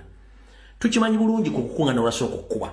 Omwami omu chairman w'eggombola mu Wakisuumo yagamba nti yafunye essimu okuva mu State House nga bagamba genda ogamba Sseggona tageeza n'akola ki ne yeesimbawo bwannamunigira oba ne yeesimbawo n'agenda ewa Mpuuga muti State House yamugambye asigale ku bwa Namunigina nga akoze ssentebe bajja kufandinga video ensi tegirina.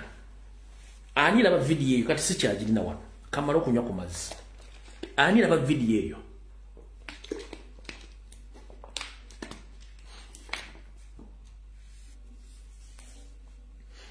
Ani laba video eyo twaliko nagizanya emirundi gisukka mu 2. Omusajja yagamba owaye nafunye simu ngeva mu State House nga bangamba gamba Segona tagenda mu kibiina kya Mpuuga ekyomuti. Yesimbe okubwa Namunigina bagenda mu supportinga buli kimu. Video nagizanya wano ensi negira bakati ogamba otya ekizibu kye balina bana abantu baagala nnyo okwefuula nti bamanyi okukweka ebyama. Naye emitwe gyabwe nagamba gibaweereza ekintu kimu kali ke basomaako oluzungu.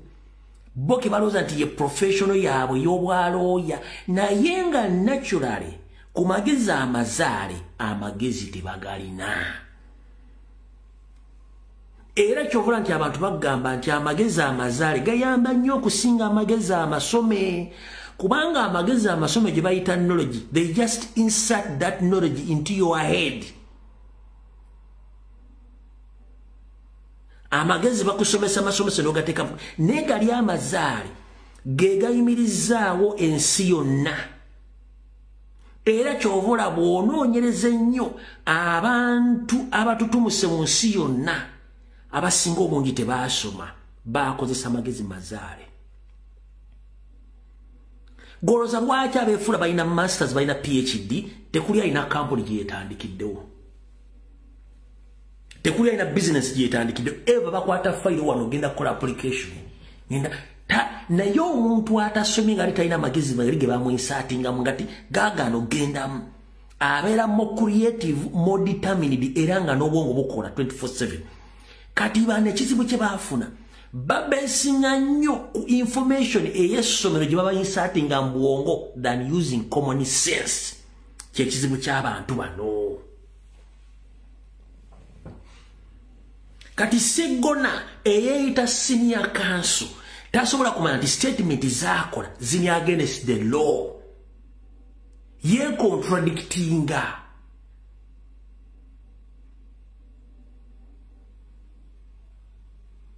Ye kuba endobo era public agiraga kintu kirala. Gwe kennyini wateeka omusango mu kooti ng'oyagala Kyagulanyi bamuggyeko ekibiina n'ekibiina bakitwale. N'akuwa omusango ogulidinge mu high court mu kalulu akawedde n'ogubbamu obujulizi. Nopu ne Wathias Maluwalukaga kaadi gwe neekuuma obulya bulungi ate n'oyita mu muntu mukwano gwamanyikiddwa n'owabira Segona mu kakiiko by'okulonda n'okawa ensimbi ne kamugjamu ate oga nti Nuupu erina candidate. Njala sooka mu mazima oba wasoma amateeka oba tewasoma amateeka. Nabagamba okumanya abantu bano obulungi teweetaaga kubamanya physically. Muwe akazindalo ojja kumanya nti ono weerye wa cow mentality ne banaakweka nti baganda mannya. Era ajja kumalaayo kye. Kati wuno ali mu kwokya ayogera bingi. Ekifaananyi ky'okutta tekigenda kulonda abantu bamanyi. Tubakoye basajja mmwe. Gwe nawe sigenda kulwako nkuvuddeko njagadde bwagaze ensi etegeere. Mbadde njagala kuyita wano comrade strike machine y'obudde nate bumala kubanga mambuke wali ebintu bingi nnyo. Naye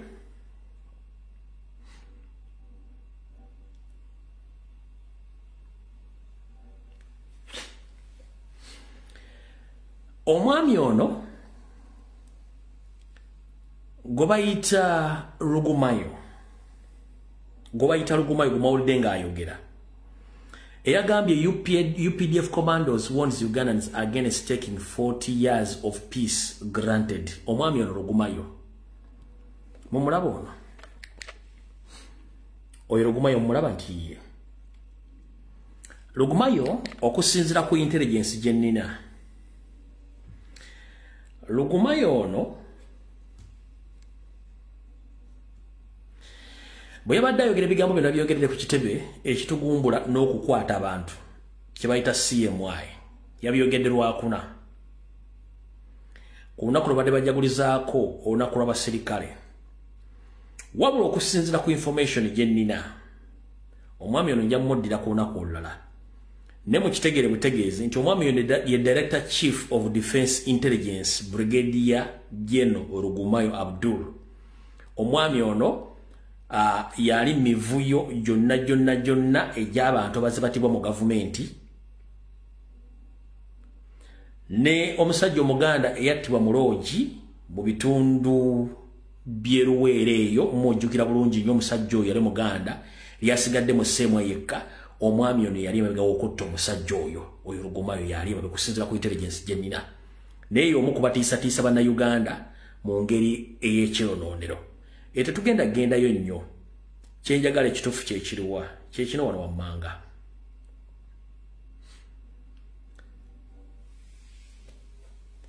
bulijjo tubagamba nti we are under occupation and everything was arranged before and nothing we knew about the arrangement of Museveni and his team.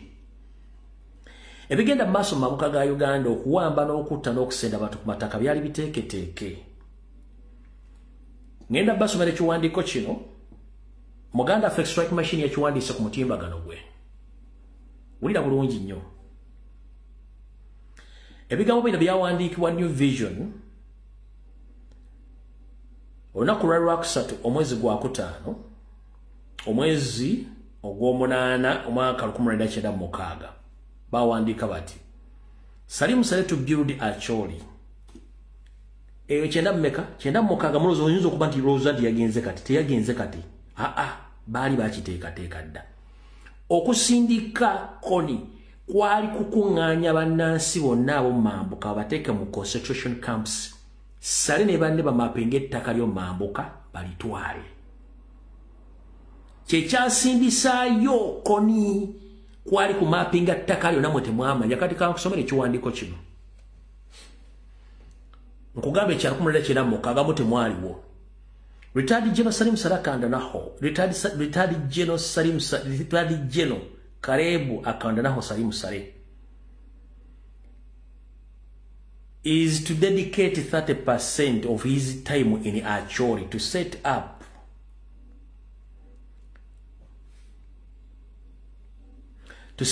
Renaissance Foundation. In a press release from his group base, Saleh said that the foundation is to humanitarian organization to rebuild the area. Saleh, who has been in Guru since late last month, listed 10 proposals to his brother General Yoweri Museveni. The new government, he said, he is sure of Museveni's victory in tomorrow elections. He urged Museveni to maintain his strict discipline, which he had demonstrated militarily, economically, politically, and socially. Saleh, the chief of the reserve forces, has also urged Museveni to establish locally provided plans to rebuild Acholi within the first 6 months of his new era. He suggested that President Museveni, re-elected, should address the nation, especially in the northern and northwest, without any conflict in the northern and in southern Sudan. And ndozamulaba ne programu yawe yatukako ne mu South Sudan in 1996 and how it affects Uganda. He urged the president to end the insecurity in northern Uganda within 3 months of his new government. Saleh, who said that he has held numerous meetings with the Acholi brothers, he said that Museveni must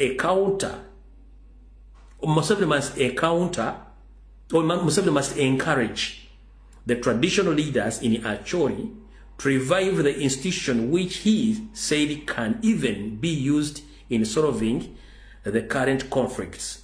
He asked Museveni to build his second state house in Gulu to help solve the conflicts.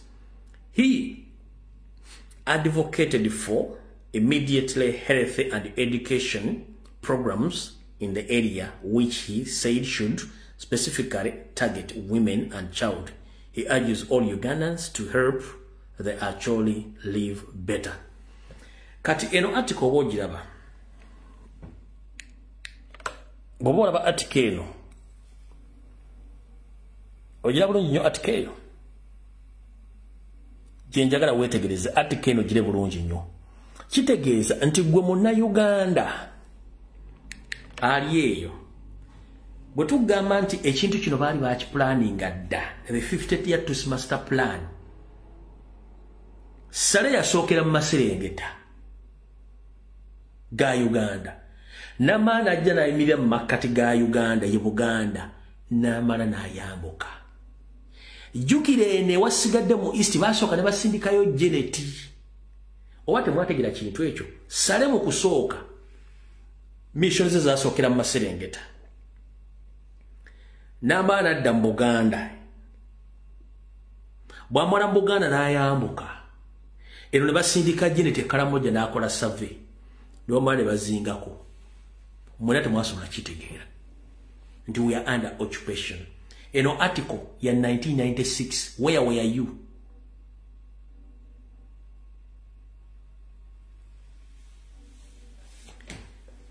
Ku bintu ebyabadde Gulu n'embeera abantu gye bali mu World Development from 1996. World Development. Baani abasiba ku street ze Kampala. Si baana ba Northern Uganda. Who is in Juba right now in South Sudan? Who is in South Sudan? Si Museveni. UN report ya fulminge so much. Di si Museveni yaliyo.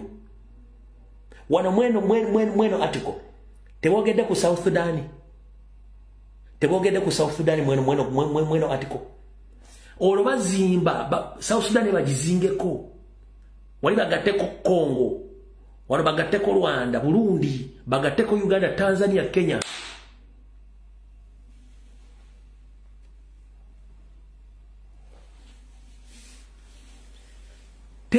Tebasobola basomesa bintu bino mu Uganda kubanga mission zaabwe zaali neekusifu.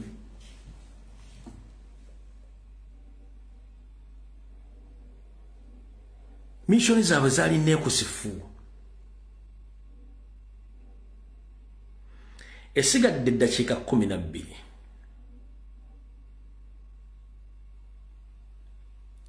Mu ddakiika 12 zino njala kuzanyamu akatambi kano mukawulirize.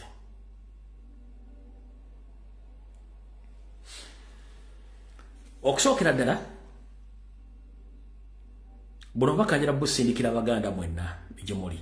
Mbalamusizzaako Kansulenti muli bulungi.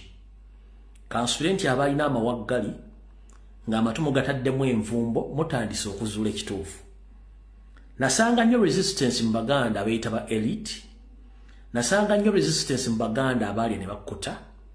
Nasanga nnyo resistance mu Baganda bangalo bonna ne batayagala kukola. Kyatasobola alowooza omuntu tasobola kikola ate omuntu bw'akikola yanyiiga bunyiizi. Wabula ebbanga limmaze nga nnwanagana nammwe ntegeddeko amawulire nti kati mutandise okutegeera bye nali mbagamba, which is okay, tewali buzibu.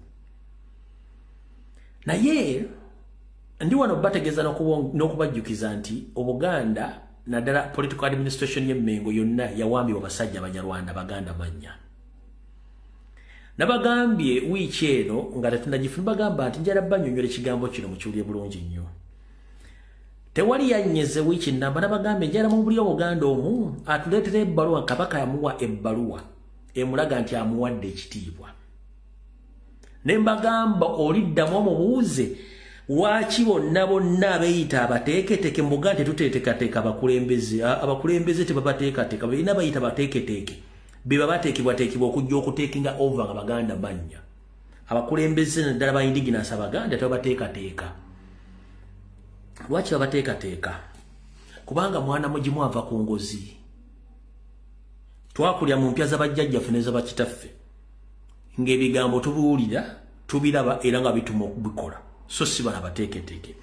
kyenavudde nkugamba nti mu Bulange Mmengo Ssaabasajja Kabaka aba asiimye n'akuwa omulamulireko aba takuwadde kitiibwa aba akuwadde muweereza bonna abeeyita ebitiibwa Mmengo tekiriyo teri bbaluwa gye bali waddeko omuntu ng'eriko ekitiibwa omuntu ayitibwa ow'ekitiibwa ye muntu yekka Ssaabasajja Kabaka gwe yali awadde mu butongole n'abagamba nti ono ye Roodi oba ono ye Ssa gwe bayita omuki ow'ekitiibwa either omuloodi oba Ssa ng'abantu bazzaawo ebitiibwa ekyo bayita ekitiibwa abasigadde bonna baweereza kabeere minisita w'Emmengo si wa kitiibwa muweereza ekitiibwa Ssaabasajja Kabaka yakigaba ng'asiimye n'awadde n'ekyokulabirako Kabaka wa Bungereza oba Queen wa Bungereza bwe yayitanga abantu abakoze ebirungi n'abasiima n'abateekako ebiso n'abawa n'emidaali olwo abaakuwadde kye bayita ki ekitiibwa abasigadde bonna baweereza oli taddamu n'akugamba simanyi nze ndi wa kitiibwa nva Mmengo oyo muweereza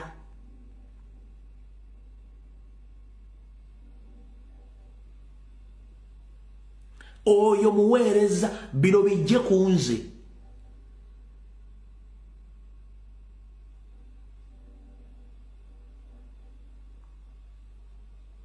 Kabaka wassizzaako emikono gye oba gwakutte mu ngalo n'amugamba okuva n'olwaleero gwe Ssa gundi oba gwe Roodi gundi n'akwata ayinza n'okukwata omunagiro n'agukuwa n'olyoka ofuuka ow'ekitiibwa bano abasigadde bonna baweereza Mmengo lwaki baweereza mwalabe wasanya Kawulu Charles Peter Mayiga Ssalonga Mulengejjo Muganda Mannya bwe yagenze mu masiro ga Bassekabaka n'addamu n'alanya n'abagamba ensobi ziddingana nsobi akola nsobi ku nsobi njagala uliza akatambi kano mu Buganda omuntu yenna takkirizibwa kulanyiza mu luggya lutali lwewaabwe ate era ne kubijja tetulanyiza kubijja mu Buganda tetulanyiza kubijja oba okiina abafu bwe butyo ne mu masiro g'Abassekabaka tebalanyizaayo ate omuntu alanya ng'alanya muli mu kumanyagana oba muli mulumbe oba muli ku mukolo naye omwami ono asigadde agenda nga mu masiro g'Abassekabaka n'alanyizaamu ekimenya obulombolombo n'ennono bwa Buganda ekikulaga nti musajja muki musajja mufuutiike ensowole lwaki gwali ogenzeko ku bijja ebitali omwene otandika okulanyizayo abafu tebabalanyizaamu ekyo bayita okukiina embwa kabina mu Buganda tetulanyiza watali wawowe tetulanyiza mu bijja ebijja tebabiranyizaamu oba okiina bafu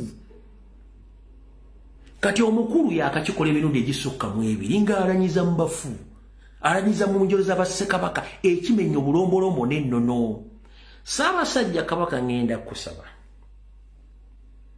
yonna gy'otudde n'obuwombeefu abasajja baakuyita mu nkwawa ne bakusindikira Abaganda mannya bano ne babatemya butemi baabaloga abasajja bano okujja okulanyiza mu masiro g'Abassekabaka n'ebikolo bakola bandiba nga bali okukola bikolo bya Kalogo Kalenzi bino nze mbyogera muzzukulu wa Lumbuye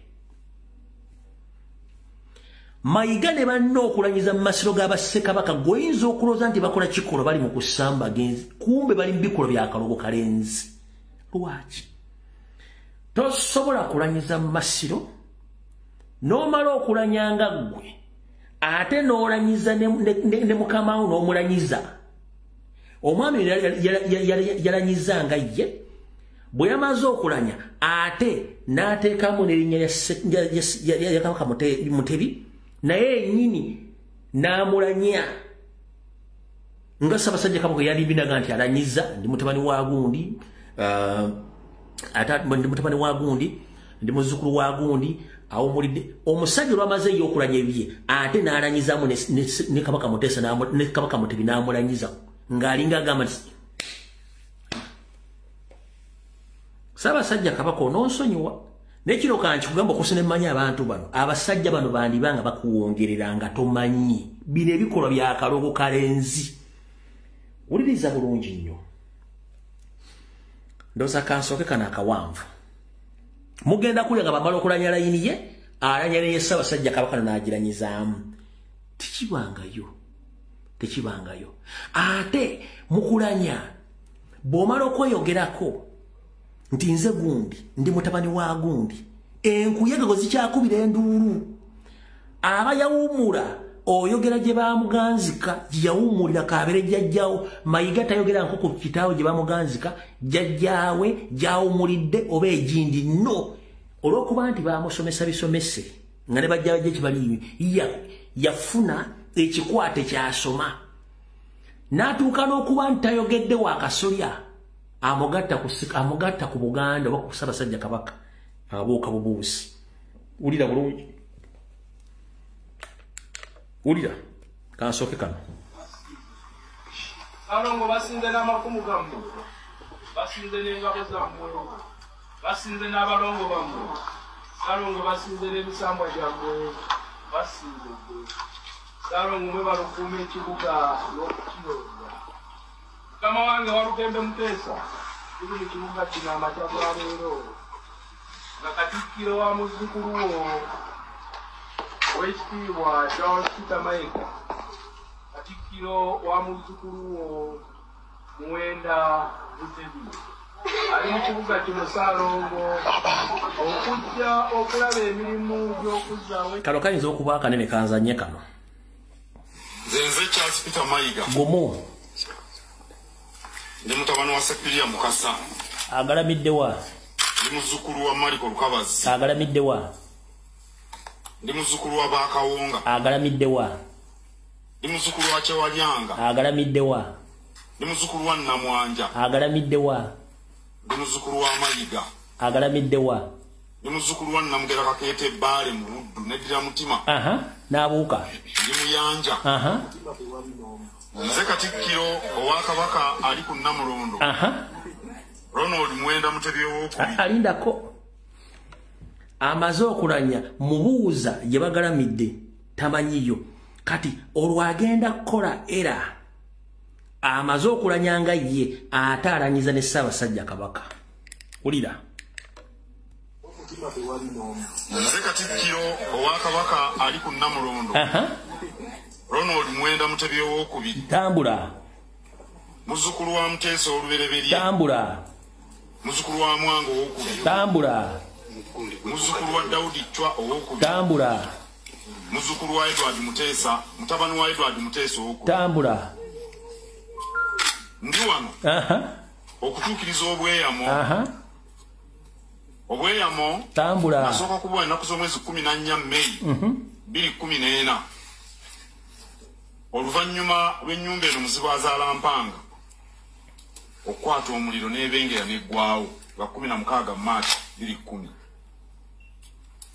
nasuubiza nga ndi n'ekibinja Kabaka Mutebi owookubiri kye yankwaza koma kuba Ssekabaka b'olanyizaamu tekuli yakuwa mulimu gwakuzzawo masiro ago eyakuwa omulimu gw'okuzza amasiro ago waali mulamu era ali ku Namulondo akola ki alamula ali mu kisaka kye ky'omanyi obulungi ogenda otya okuwaaba olutabalo n'oluwaabira abataliiwo batakukwasa mulimu tufudde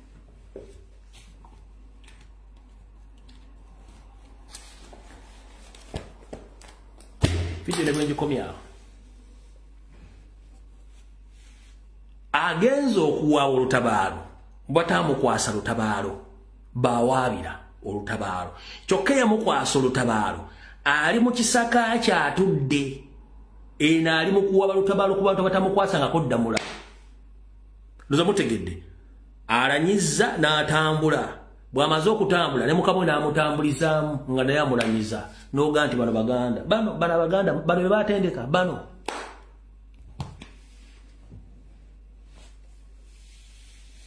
be batendeka bano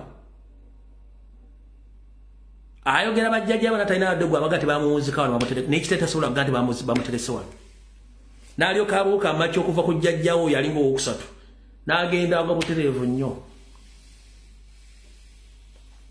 ku mutima omuyanja nga gyagudde tayogedde kasoya tayogedde ku mutuba gwani gwavaamu tayogedde ava mu lujja lwani naye katikkira aliwo olutabaala agenze edduwaabira abaawo omuledda bataamukwasa ddamula era bataamuwa mulimu banaye akatambi njagadde okafundikira wano mutandise okulaba Buganda nze ogwange nja kulabisa buli kabano konna akali emmengo nja kulabisa buli kabano konna akali emmengo bwe nazanya akatambi akamu gagenzeeko ewa Mutakandugwa